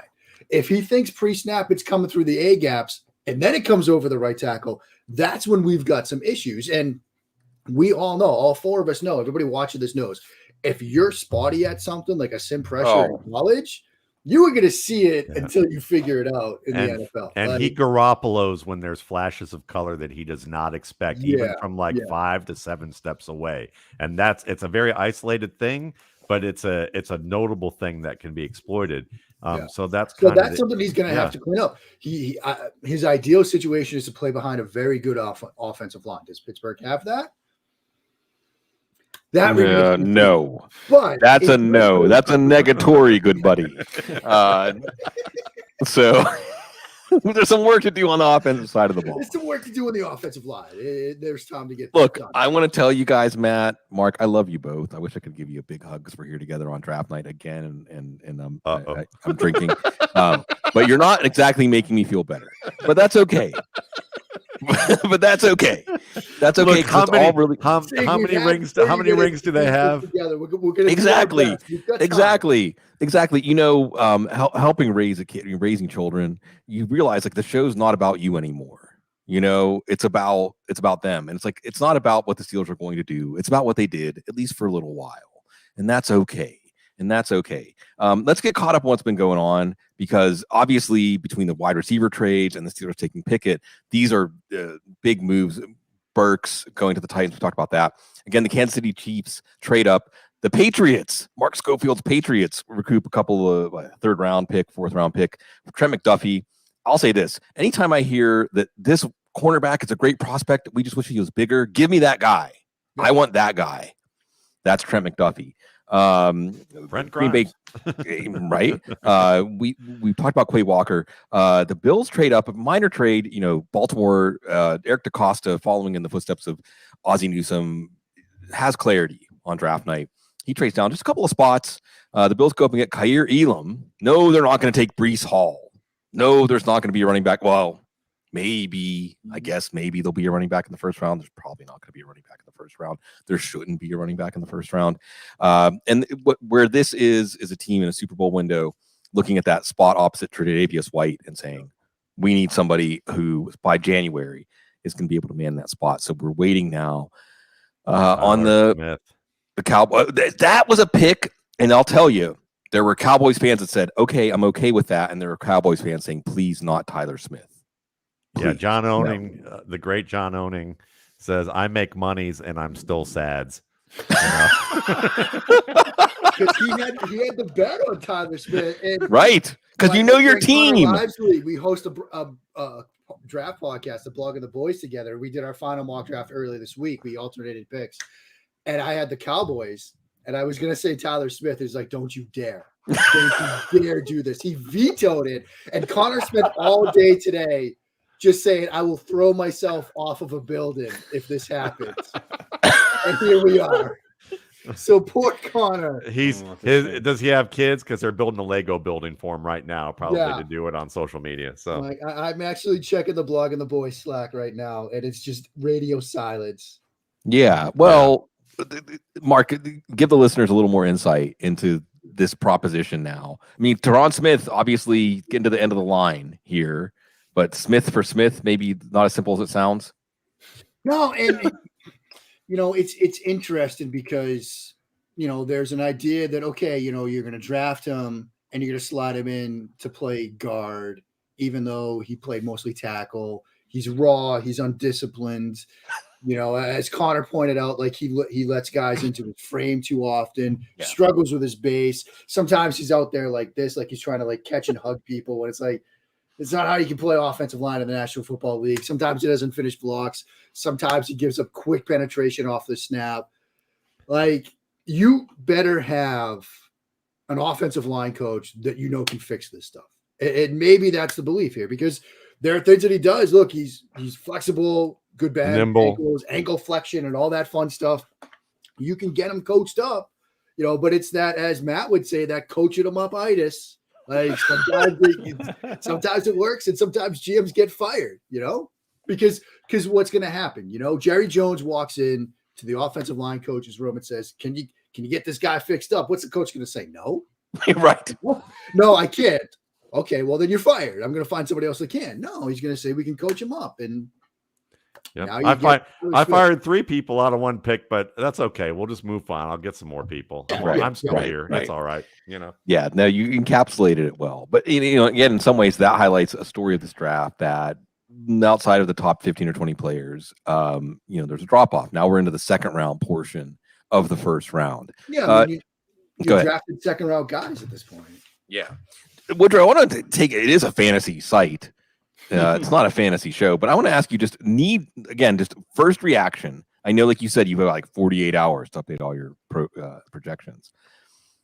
At least tell me who's first and who's last. Okay, Drake London, and you can take it however you want this year or Dynasty for the rookie drafts. Drake London, the Falcon, Garrett Wilson, the Jet, Chris Olave, the Saint, Jameson Williams, the Lion, Traylon Burks, the Titan. Who's your instant reaction, number 1 and number 5 out of that group? Well, Olave's got to be number 1 because while their quarterback situation certainly isn't like what they intend it to be forever, like we know Winston's going to throw a lot of picks, but he's going to also throw a lot of touchdowns, a lot of yards. And Olave should have a clear starting spot. And if Michael Thomas is healthy and got his head on his shoulders, then he's not going to have to command double teams or like get the number 1 corner. So like Olave to me seems like the far and away safest bet. And then I just say Jameson because is 5th because he's hurt. He's going to at minimum miss most, if not all of preseason, offseason, and learning the system. So I just don't see him. I think longer term, like Dynasty, I'm totally fine with him. In fact, he's probably my number 2 in Dynasty. But for redraft, unless we get some kind of great news that he's going to be back really soon, I don't see him having much of a contribution until at least like the second half of the year, if that. Matt Waldman. Okay, folks, if you haven't gotten your RSP, get your RSP. And those that have, get your post-draft RSP. And you have a lot of time before the post-draft RSP comes out. You can change your mind. However, based on these destinations, or you can say, destinations, whatever. Again, London the Falcon, Wilson the Jet, Olave the Saint, Williams the Lion, and Burks. Was Burks even in your top 5? Maybe I shouldn't even include Burks, right? Wasn't in my top 5. So just those 4. Who is probably the favorite to be the number 1 receiver in the post-draft RSP? Probably Olave because he was my number 1 pre-draft. So and that's easy. And this was the the fit. So the number 1 guy going to the best fits. And the number 2 guy for me was London. So London, with Kyle Pitts on the opposite side, and they need a receiver of import. Mariota may not be. You may be kind of polarized on him, but I would say that the targets are probably going to be there for him. So I'm happy with those 2 as 1, 2. Williams was my number 3. I think he'll stay there for dynasty purposes. And then, number 4, if I remember, was Garrett Wilson. So Wilson will probably stick to that spot unless I just find a fit that's just unbelievable with if we find the Packers trade up for Christian Watson, right. or Justin Ross gets picked earlier than we expected. No, he's not going to get picked. So I'm sad about that, but I don't think Lance Zierlein had him as a PFA on his board. So yeah, I'm sure. Right, or if the Chiefs take like Sky Moore or something like that. Yeah, and I think that's probably won't get picked. But we'll say this: Lance is great, but I'll say this: Lance gets his information from some of the most conservative scouts in the league, and so. And if I'm going to be pejorative about it, I'll say they're teetotalers in terms of how they look at things. So Lance may be right, and if you're playing the odds, Lance is great with that respect. But if there's a shot, that the teetotaler view is going to be no one's taking a shot on him. Yeah, but there may be a team that likes him enough that says, "Hey, we got a little hair. Let's go for it." We got to have team teetotaler, like just who belongs on team. And former Bear Scouts, I would say, would be one. Yeah, apparently Mel Kiper. I'm not watching the ESPN feed because I'm talking. But apparently, Mel Kiper called Smith a penalty waiting to happen. Wow, see, Mel Kiper is still relevant. Somehow, still relevant in 2022. Mark, I'm going to ask you. And folks, hope you know Mark Schofield. If you don't know Mark Schofield, you certainly haven't joined us on draft night before. You certainly don't know the incredible work he does. Quarterback guru, among other things. On that note, Mark, because I asked Paul Perticchese this earlier, you see the Jets putting some pieces in place around Zack Wilson, but should they be scouting the 2023 quarterback class right now? I don't think so. I think they've got one more year before they would have to make a decision. I think the team across town certainly should be scouted Right. in that class. I mean, we saw that today with them declining the option on Daniel Jones. But no, I mean, I think.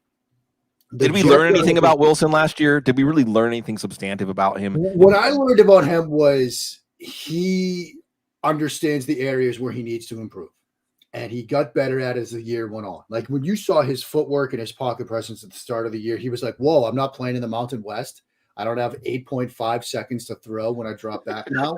This is what life in the NFL is about. Man, I don't like it because you saw that footwork, 5-step drops became 1-step hops. Like he was panicky back there. He was not comfortable at all. Then he missed a little bit of time. He sees Mike White throw for 8,000 yards in a game. And he's like, man, I got to clean some things up. And he was a better quarterback when he came back. And the footwork's better. The pocket presence was better. And he was still behind the same offensive line. So it wasn't like they had figured it out in front of him. And you saw that improvement. And so now you're looking at him, well, he's going to have some better weapons to throw to. Like, you know, now they just added a receiver. That's going to be a fantastic pick for him. And then you look sort of at what they can do. They get 2 picks at the start of the second round tomorrow. Maybe they add an offensive lineman. Maybe they shore that up as well. I think he's in a position right now to have a much better year next year because of that growth and development and learning we saw from him last year. I love the Ravens. Yeah, well, they get Tyler Lindenbaum and losing Ryan Jensen. Well, and losing Ryan Jensen to the Bucs has been a problem. They haven't been able to fix that. Wasn't there a game that they lost because their center couldn't do a shotgun snap? Yeah. You know, I mean, this has been a problem. So this is scouting your weaknesses. Although while we're on the subject of the Ravens, Lamar Jackson retweeted someone who said, "What the F? We traded Hollywood Brown." Sig, just by the way, because I know earlier we were talking about like how we should perceive Brown and how the Cardinals perceive him. I saw a report from one of the beat writers that said the Cardinals owner Bidwell flew his private jet to pick up Hollywood Brown and his girlfriend, and brought them back to be at the Arizona Cardinals draft room post party. Yeah, today. So clearly, like when the owner's taking his private jet to come pick you up, they view you as a massively important piece to the plan. And that's an olive branch to Kyler Murray, which is the opposite of what's happening. I mean, the trade shows the two sides of this picture. Because Lamar Jackson, it was really weird. I think John Harbaugh said something like, well, we'll do the extension with Lamar when he's ready, and he's not ready yet. What? What does that mean? And Lamar represents himself. Let's remember this. Yep. This is a little bit bananas, by the way. That is bananas. Yeah. No, and that's not like a pejorative on Lamar's intelligence. You know, I'm a Louisville. That's my college football team. But it's you know, I mean, as you guys know, I'm a hedge fund manager. I don't do my own taxes. I pay an accountant to do that. Like pay people that are good at their jobs to do their jobs. Look, it's and that just shows you the level of distrust that probably he and his family have, and probably rightfully so in some respects. But it's gotten beyond the pale of being good for them. Mm-hmm. Well, you need to have somebody that you trust that will tell you when you're wrong. We all need that, right? I mean, hopefully that's like for those that are married, hopefully that's the person we're married to, right? Or if you're in a business partnership with somebody, hopefully that's your business partner. Because you need someone you can trust that will tell you, like, yo, you're wrong. You're just no wrong. Problems in this house. Yeah. And I say that with love, but only love in our hearts. Only love in our hearts. So but you know, the Jets move back up into the Jets are now on the clock. Yeah, and the Titans get a second Johnson round and a third and a fifth. I keep thinking every pick I'm like, has to be Jermaine Johnson, right? Like I thought the Cowboys and if they were gotta be because they were linked with edges. Yeah. And if they were even considering Johnson at 10, because they had to go through this thought exercise, Wilson or Johnson, whatever. If they were even considering him, then they have to be jumping at the opportunity to get him this late. Not really sure why he hasn't gone earlier based on what we heard leading up to the draft. But going back to Rappaport said it is Jermaine Johnson. Yeah, well, it makes sense. I mean, at least it shows clarity. It shows clarity. Have a first round grade on the guy, and you can get him for whatever it costs to trade back into the late first in this draft. Then you got to do it. And Jets fans, I don't want to say Jets fans to be happy because they're not going to be happy anyway. They're but certainly, I think Jets and Giants fans, considering the lack of true star power at the top of this draft, should be pretty happy of how these drafts. I'm sure they didn't give up much. I'm sure when we see the terms of the trade, we'll say that's it. That's all they had to give up.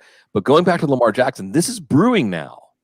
Okay, this is the early part of this curve where the late part of the curve is one of those things we've seen happen with quarterbacks, with wide receivers, with these teams, because Lamar Jackson, I mean, again, just down the road, Kirk Cousins played on 2 consecutive franchise tags, and he was no longer with Washington. So if Baltimore's plan is, we're going to put you on 2 consecutive franchise tags, that tells me they're probably not going to commit to him. And then there's Tyler Huntley, although I think just real quick. First, I'll give it to you, Mark. Ravens fans who might be saying, well, hey, it's not that far of a drop off from Lamar Jackson to Tyler Huntley. I'd say it's a drop off. It's a drop off. I mean, Tyler Huntley is a very good quarterback. Like, don't get me wrong. You're right. Jackson's Lamar Jackson. Just set it straight. Set it straight for the people out there. Yeah. Well, no, Tyler Huntley's so much cheaper. You don't have to pay them. Oh, they already had to trade. Quarterback's a position you pay for. I was going to say, bargain hunting at quarterbacks the surefire way to win a couple Super Bowls. I mean, I think the biggest thing about Lamar Jackson that we see is I'm sure that Harbaugh is probably calling up Jackson, and they're probably saying, listen, we're going to be looking for another receiver that we feel like can fill the role and try and calm down about this, and we're good. The other thing that I would imagine too is that they probably look at Lamar and know that he's one injury away from being less of a player than what he could be, because as good of a pocket player as he is, that running to the outside is his high velocity throws to the perimeter, because that's the substitute for it. He doesn't have that in his game. So if he's injured and he doesn't have that suddenness anymore, they're betting the odds that we're saying, listen, we're in the window for the next 2 to 3 years tops. And if he stays healthy, maybe we'll approach it then, but we're probably going to play the odds. There's my jacket guy, Jermaine Johnson. There we go. But I think that's the thing with them, is that they probably, it's 2 things can be true. They respect Lamar Jackson. They believe he's a terrific football player, but they know the type of football player he is, and feel like that they have to play the odds that he's not going to be able to be as physically effective into his 30s in the way that Matt Ryan could be sneaky good for the Colts this year, now that he has an offensive line. And look, not to make it about fantasy football on my team, but at the beginning of the year last year, after watching the offensive line, after watching Lamar Jackson, I actually traded Lamar Jackson for Patrick Mahomes in one league and Kyler Murray in another league, because I thought he just isn't going to last. I love Lamar Jackson. I love Lamar Jackson, the player. I just watched the way he played the game, and I thought he's just not going to last. Go ahead. Yeah. It's tough because he's great in the pocket and he's very much more efficient than you would expect. But those runs to the outside, he does avoid a lot of hits. But the fact of the matter is, he's still running the football, and it just gets to that point. We see a lot of non-contact injuries that happen that hurt people. What already happened last year? He already was a non-factor basically in the second half of the year last year. Yeah. And that may be what the Ravens are thinking. Maybe they're concealing it. I don't know. But, we're certainly watching the Titans. And by the way, the Titans, again, trade down, I think 35-69. Someone in the chat room said what the compensation was, 35-69, 163. And the Jets get back into the first round to get Jermaine Johnson. And again, is traded back. Rather, the Jaguars is traded up to 27. Malik Willis to compete with Trevor Lawrence, right? No, but is Urban still there? Okay, right. I bring up Malik Willis because again, we're seeing the Titans. Ryan Tannehill's not long for that organization. A year, 2 years, probably. If they judged Malik Willis to be a likely franchise quarterback, I mean, they would have traded up for him already. Certainly trading out of the pick shows you that the league-wide perception of Malik Willis is just not a first-round quarterback. We'll see what happens at the end of the first round. Again, the Lions, another team, connected to him a lot. Trade away 32 and 34. So they're probably not going to. Maybe the Vikings do it. Maybe the Vikings have their. Listen, the Saints. I mean, the Saints. Obviously, Drew Brees wasn't their second round pick, but Drew Brees was second round pick, and was their franchise, cornerstone for 15 years. Obviously, via another stop. But isn't that a trade that basically they got with Atlanta for Michael Vick? It was like Michael Vick, and essentially what they got with their 2 picks were LaDainian Tomlinson and Drew Brees. Right. Yeah. Right. Yeah. Butler. And look, there are these, we've talked about this, right? My man Ray was in the chat room. I brought up Buddhism earlier this week, so we're gonna have more Buddhism references. The koan of the draft. Well, the koan on the draft is the quarterback who falls to the second round might be a success when he would not have been a success as a first round quarterback because of expectations, because of the team having pressure to play the player before he's ready, etc. So, again, we'll see. Maybe for Malik Willis, maybe it's better for him to come in as a Colin Kaepernick type where he can be given time, because Eric Alco said he had him roughly on the same level as Trey Lance. Well, maybe it isn't that Malik Willis was overrated. Maybe it was Trey Lance that was overrated, at least in terms of what the 49ers saw. And it's actually maybe. Go ahead, Mark. Go ahead. I think for San Francisco, Trey Lance was just such a good fit. Just such a good fit. And I do think that Willis has a bit more that he has to develop, whereas you saw evidence with Lance in that North Dakota State offense. But this can translate to the NFL, and it certainly can translate to the San Francisco 49ers. Willis was just a tough eval. He was a tough eval for a lot of reasons, partly that offensive line he played behind, partly that offense he was running, the level of competition and things like that. And so I think it was an easier projection that Lance is going to be able to step into an NFL offense and run it sooner rather than later than it is with Willis. And I think that's part of the reason we're seeing Willis slide. Now, does he still slide all the way out of the first? I don't know, but it's looking like he really might. Yeah. Which gets would be a surprise if he does. It's a surprise at this point unless someone trades back into the first. Yeah. Now maybe a team does. Maybe Atlanta sitting at 43 decides, look, we're now in striking distance where we can come up and get them, and it's not going to cost us that much. It's not like earlier in the night where it's like, they got to get back to 19 or something like that from 43. Now you're just coming up 8-10 picks or so. You might be willing. Yeah. If you have the conviction, again, I'll use that word Dane Brugler used. Right. Conviction.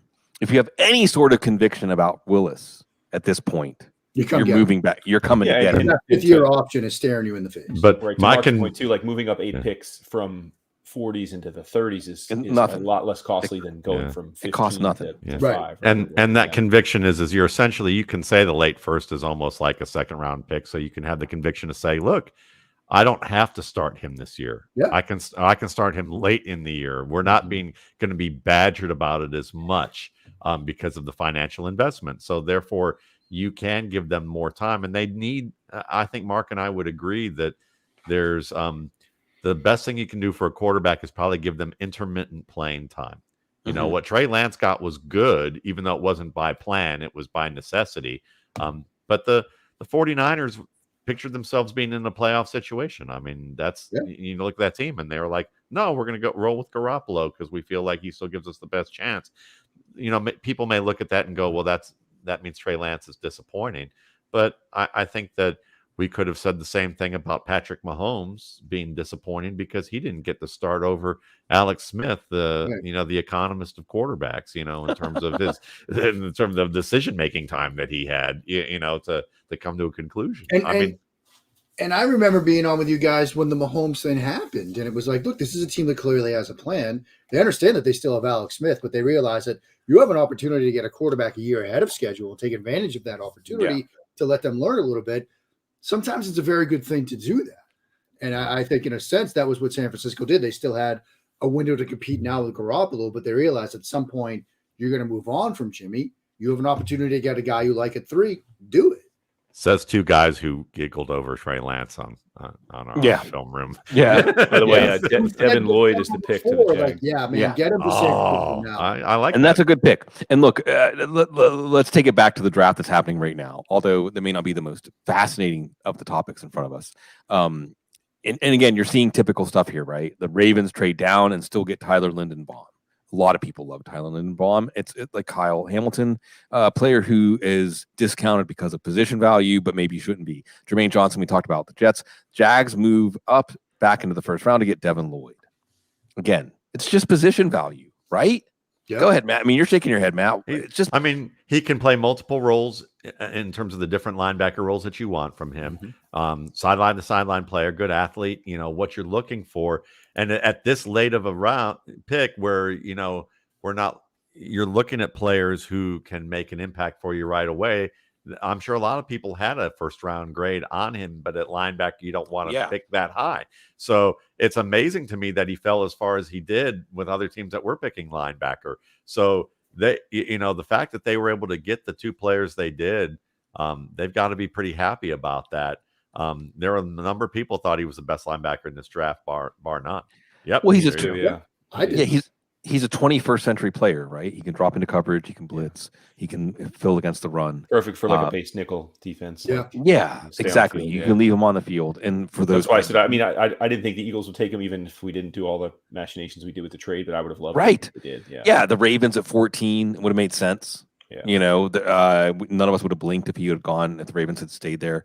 It's interesting because Balky. It's like if you look at the bookend of the first round, like he took the projected what if first overall, like a guy who's I think we all agree his on-field production didn't justify being first overall, but like the measurables projection, he could be defensive player of the year. So he took like the leap of the what if first, and then he goes and trades up to get a guy who's like, super high floor. Like we know he can do everything. We just don't know if he can be like an all-pro elite level linebacker. So yeah, it's interesting. It's like, well, the Texans had three. Like I'm not mad at it. I'm not a big Trent Baalke fan, but like it balances out, right? If the Texans had 3 and 13, and if they had come away with Travon Walker and Devin Lloyd, we would have said, okay, 3 and 13, and they gave 35, 69, 10, whatever, and the number 1 pick.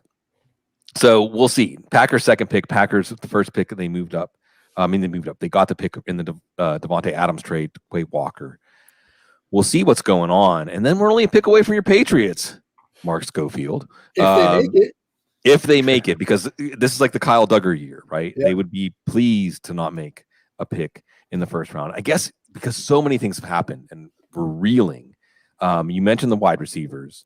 We've talked about Kenny Pickett. Anything else before you joined us, Mark, you want to comment on, or otherwise things that have struck you as this draft? Actually, it's very businesslike. We're going to be done earlier than most years. It's an efficient draft. I mean, I want to give the team some credit here. I mean, we're moving, we're rolling.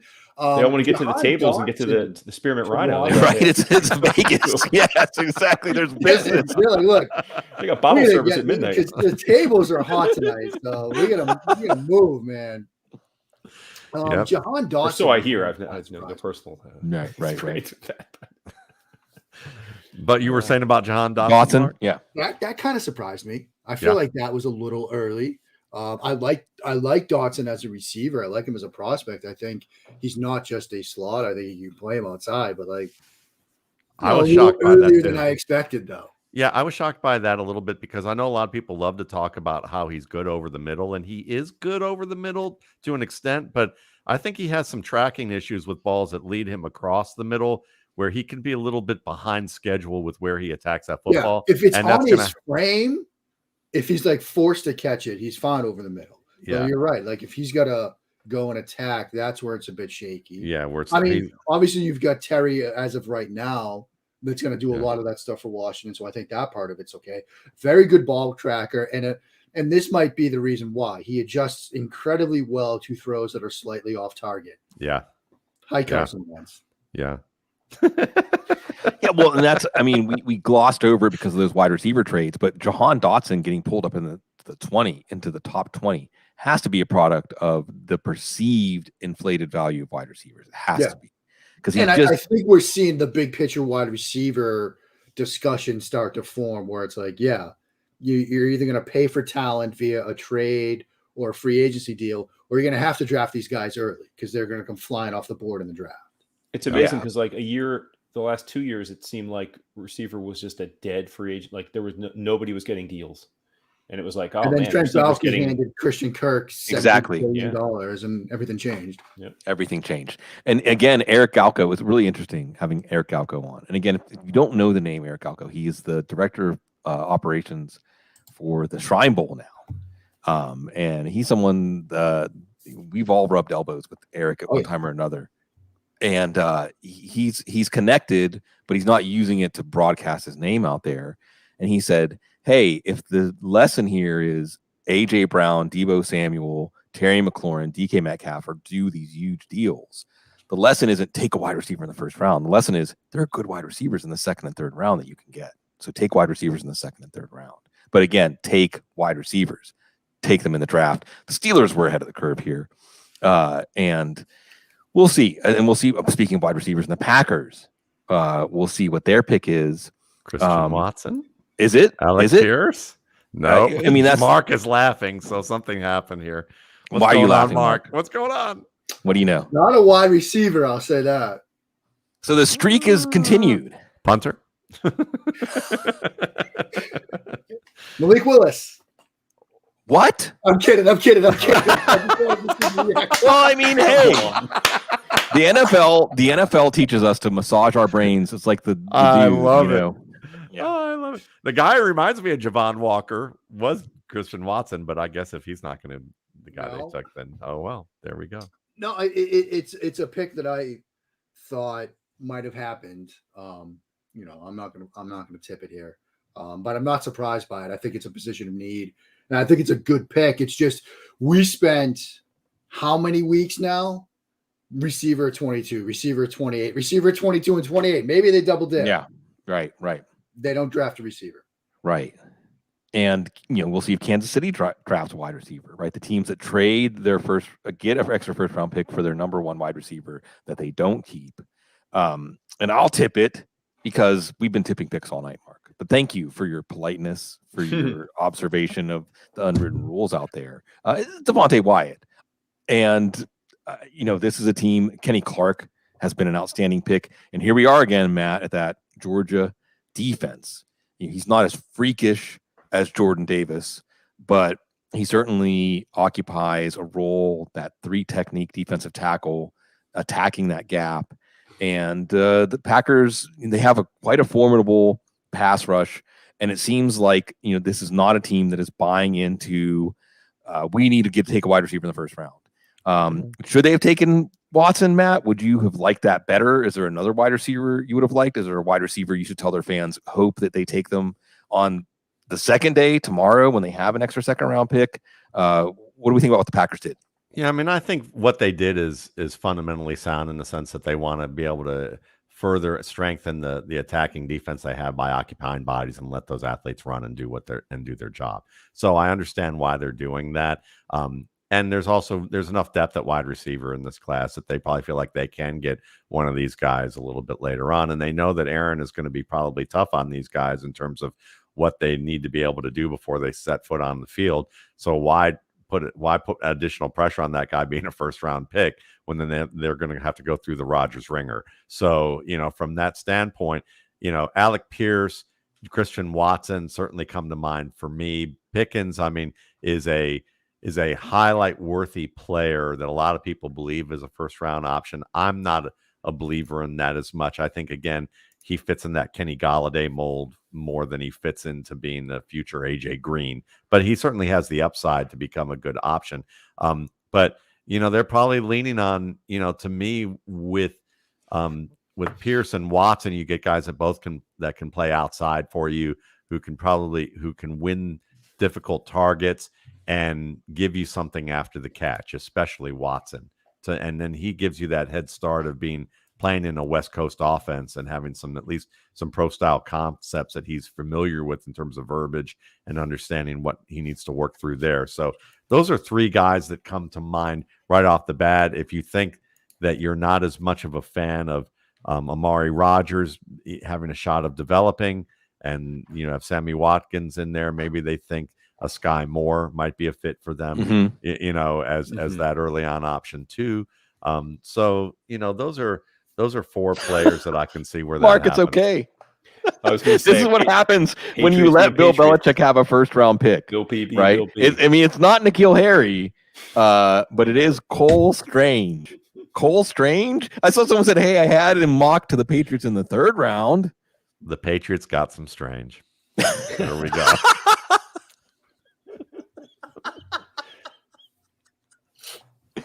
It's a position of need. It's an interior offensive lineman that can help at both center and guard. From UT Chattanooga. The Mocs.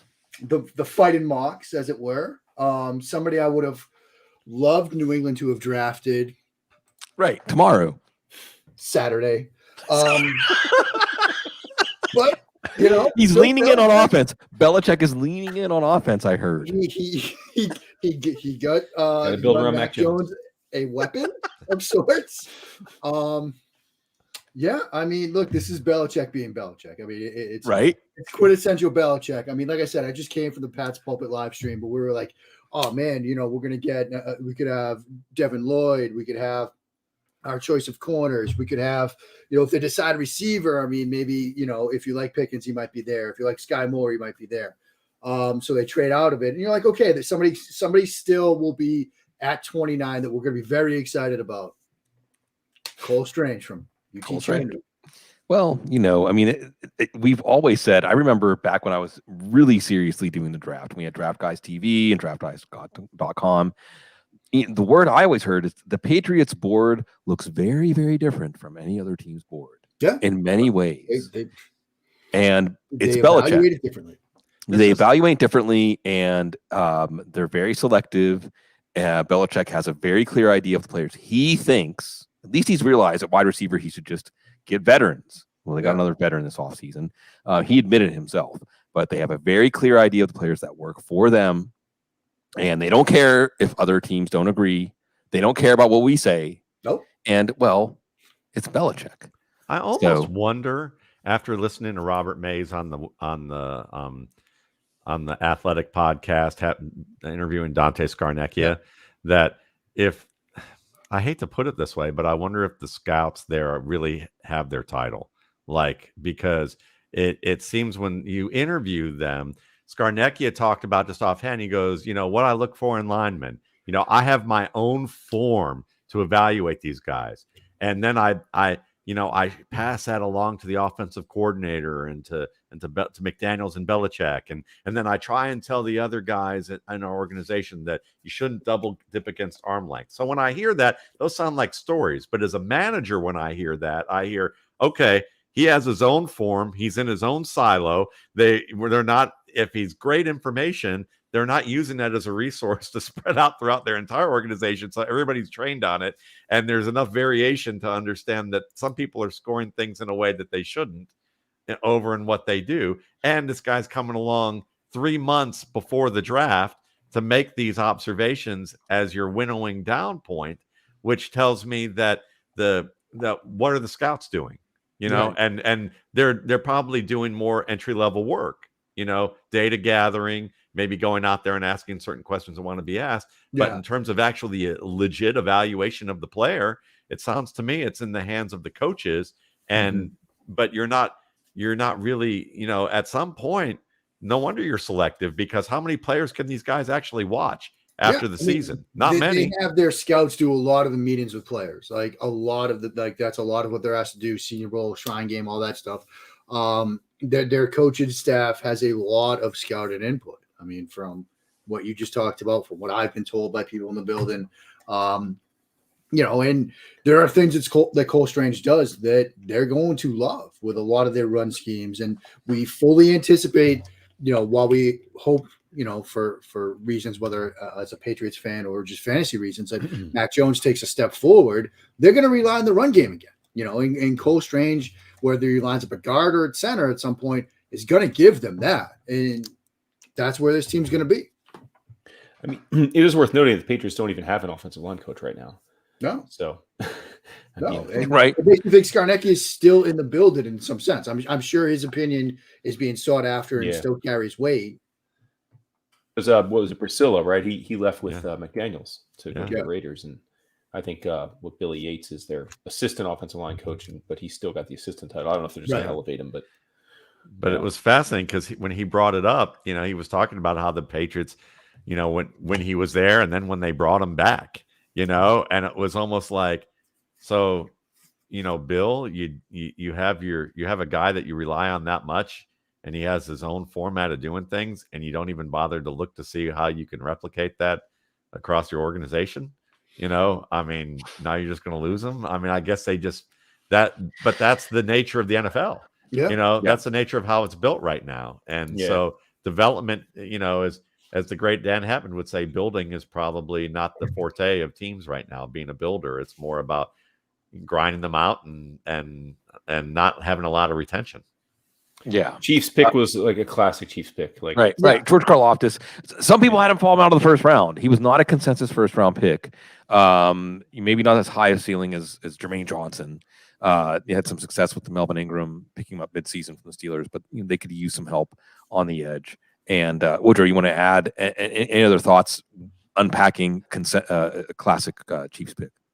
No, just that Karlaftis is like a lunch pail guy, hard worker, sort of like from a Midwest conference program, just the kind of guy that Andy Reid likes to draft and build around. Not George.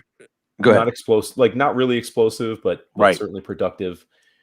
Exactly. Hard nosed, and also as you mentioned, say like he's the guy that based on production was a first round edge player, but seemingly was like the guy that nobody wanted to mock outside of like the very last part of the first round. Like his production at that, in a major conference warranted consideration there, but like the measurables weren't there. So teams weren't excited about him.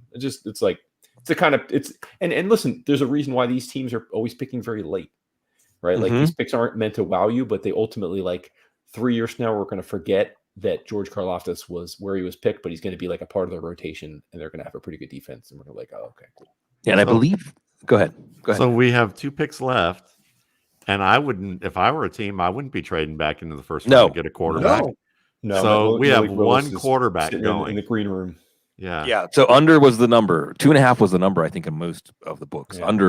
Under was the winning bet. And did Matt Corral just win a free trip to Vegas because who told him to show up to the green room? Like, on what planet was he going to go in the first round? Right. I saw that. That was the one when they released the list. And I think Nakobe Dean was another one too that I think was invited to the draft. But we're down to the Bengals, who are in the strange position, speaking of strange, to just let the draft fall to them and see what they can recoup. They're not going to, but they should take Trey McBride. Well, I think more about that actually happening. Oh yeah. And then the Vikings. Remember the Vikings? And by the way, just judging by initial reactions, the Vikings are kind of getting taken to task for trading all the way down from 12 to 32 and only getting 34 and a bump from 66 to 46 for it. A lot of people thinking you just don't trade down that far unless you're getting a big future first round pick. Yeah. So there's no like future pick that they're getting to. There's no like nope. So my brain is blanking on his last name, Kwesi, the new GM. Remember that until last year, he was purely an analytics guy, purely analytics. Andrew Barry, his buddy, brought him into Cleveland to show him, hey, this is how a football team runs. And now he's a GM. So things change quickly around the NFL. And that is certainly, I think, a sign of change. And we'll see how this bears out for the Minnesota Vikings, as they will probably get the last pick of the first round. We shall see, although sitting there with 34, if they like a few players the same, they could certainly say, hey, we'll take less than the pick chart value.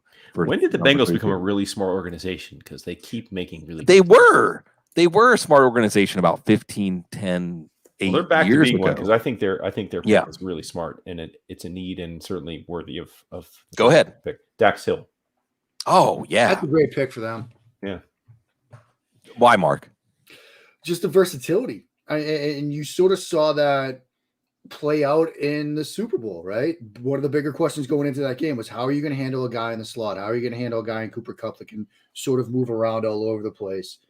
This is the NFL right now. You hear it from coaches all the time. You hear it from front office staff all the time. It's a matchup-based league. Like, if you're an offensive coordinator, you spend all week trying to figure out your best matchups and how to get those in operation on Sunday. You need guys on defense that can erase those. You need guys on defense that on first down can cover a slot receiver, that on third down can cover a tight end. Dax Hill is that. And the Bengals were kind of missing that, down the stretch. And they had to go to sort of drop 8 stuff and just throw bodies at solving that problem. Now they won't have to do that as much. And I think for that reason, this is such a great pick. And they needed a corner. There were a lot of people that thought maybe Kyer Elam, Kyler Gordon at this point of the draft would be options for them. They got Dax Hill is going to allow them to fix multiple problems over the course of a single drive. I'll tell you one thing, and I just want to go ahead, Wood, because I know you're probably going to comment on this subject, and I was going to change. Oh no, I was just going to say also to build off what Mark was saying. They obviously they have Jesse Bates who they franchise, and certainly based on like his body of work, he's worthy of that franchise and a long-term contract. But he actually had a pretty inconsistent year last year, which I guess was partly related to injury. But they still chose to franchise him, which I think surprised some people. But again, it's safety, so it didn't cost them that much. So like it's also I think great organizations build off of strength, right? And so the Bengals knew they needed to protect Burrow, and I think they made some really smart moves in free agency with their offensive line. I think got 3+ significant upgrades, and they're just adding to strength. And I think in today's NFL, you can't have enough versatile defensive backs. Just like every chance you should get, you should take defensive backs if you think there's a chance they can develop. So I'll say this, Bloom, just about your Steelers. Yeah. Just to add on to Kenny Pickett here. If there's a player that actually benefits from Pickett right away, it's Pat Freiermuth. Pat Freiermuth, Pat Freiermuth's value could have just gone below the basement. Dalton Schultz levels. It would have been awful. So I think, Pickett did a really good job with a limited athlete in Kroll and Lucas Kroll, and having a guy like Freiermuth, who is a budding star at that position, it does kind of salvage his value short term. Yeah, and the Steelers did okay last year. Najee Harris, Pratt Freiermuth, these guys are going to play. Yes. So that's okay. So the Bengals, a smart team making a smart pick, and a team that sees themselves staying in unbelievably difficult AFC among the top teams and getting a player that's going to be very useful come playoff time. By the way, sorry, Mark. I guess the Rams had their camera. Don't do this to me. The Rams had their camera. It's messed up. Dude. It's really messed up. I just want to tell the people out there, because the Rams had their camera rolling, so you got to see, Sean McVay and Les Snead. I think it was McVay is guffawing. Yeah, reacting in real time to the Patriots pick. But that's okay. I think it was Ethan Hammerman. I love Ethan saying, "Hey, this is a Logan Mankins pick. The Patriots know what they're doing with these interior linemen. Whatever. It's the Patriots. You just don't really. We don't have the standing yet. It's the post-Brady era. Now the post-Brady, post-McDaniels era. We'll see how this stuff plays out. I almost feel like Belichick has kind of accepted his fate, that he's not going to be able to run with the big dogs right now. And it's just doing the slow play, building. We'll see. Fun fact, Cole Strange just overtook my boy Terrell Owens as the highest drafted ever UT Chattanooga player. So. Yeah. That is going to be a Trivia Pursuit question. Yeah. Sooner rather than later. Mm-hmm. Right. So Daniel Jeremiah on the broadcast was like, "Oh, he was one of my favorite mid-round prospects." Right. Right. I mean, it isn't the first time. Look, if there's an organization you can count on at least once during the draft to have a pick that makes everybody say, "Huh?" It's the Patriots, but usually not in the first round. Not in the first round. All I know is that Bill Belichick, really underscores the fact that there are a lot of great minds for football out in the NFL, and a lot of them didn't get lucky with Tom Brady. So right? Is it settled now? Can we really? I love Bill Belichick. I think he's a great mind, and there is a lot of that. But let's just be real for a minute, because Pete Carroll and Bill Belichick lucked out with their later picks after the first round to land a guy that nobody thought was going to take them to was much less going to start and then take them to a Super Bowl. So, there's a little bit of a sobering moment there with some of this. And also that's just, he's 70 and 79 without Brady. And again, I'm not saying Bill Belichick's the greatest football coach ever. So I'm not saying, because that takes more than what he does. Right, he had Brady, but without Brady, 70 and 79, which just shows you, to your point. You need both. You need a great coach, great organization, and a great quarterback. You need it all. Yeah. And very few people are Bill Parcells who say, I want to do the shopping and get away with it, as well as cook the food. The McVay line from that press conference was, and we wasted our time watching him thinking he'd be there at 104. Well, I'll say this. McVay got his ass handed to him by Bill in the Super Bowl. Belichick Yeah, in the Yeah. Super Bowl when he Yeah. came into that Super Bowl with the same game plan that cost him in weeks 14, 15, and right, 16. right. So, to- he probably has To be a little fair to bit of McVay, a though, he grudge. freely acknowledged that he was Yeah, he acknowledged Yeah, that and I mean, learned from it too. Like, he he did. got better at He adjusting did. as He season. did. But if you don't think he holds a little grudge about that, Of course he does. yeah, of course he does. McVay's competitive what, thing. like 12 years old. He's got a long time to win. Some Yes, more he Super does. Bowls. Yeah. Yes, he does. To his credit. Mark, are you surprised that Willis isn't going to go in the first round? I am. I mean, I just thought because of the upside that a team was going to say, look, if you watch that Bills Chiefs game, and this is something I said throughout this entire draft cycle, you came away with that idea that you need that kind of quarterback in today's NFL to win a game. A guy that can just create, that can stress defenses with his arm and his legs. And the guy that I thought got you the closest to that potential in this draft class was Willis. But, upside maybe isn't everything that we thought it was going into this draft. Yeah, it's just so fascinating that NFL teams kept their powder dry on him. Yeah. And maybe it's a sign of a change. I know that Stephen Ruiz, I always love what he puts out there. Said this, whatever happens with Malik Willis, NFL draft scouting is kind of at a tipping point. Well, maybe they're not ready to tip yet. Yeah. But if Malik Willis goes out and makes the team that takes him tomorrow look smart, then maybe that is the tipping point, even though he wasn't a first-round pick, because teams are going to chase that. We'll see. Lewis Cine, another Georgia defender. Matt. Yeah, he's certainly a fine player, fine, safe, fine defensive back who I think you get the athlete, you get the skills that you're looking for.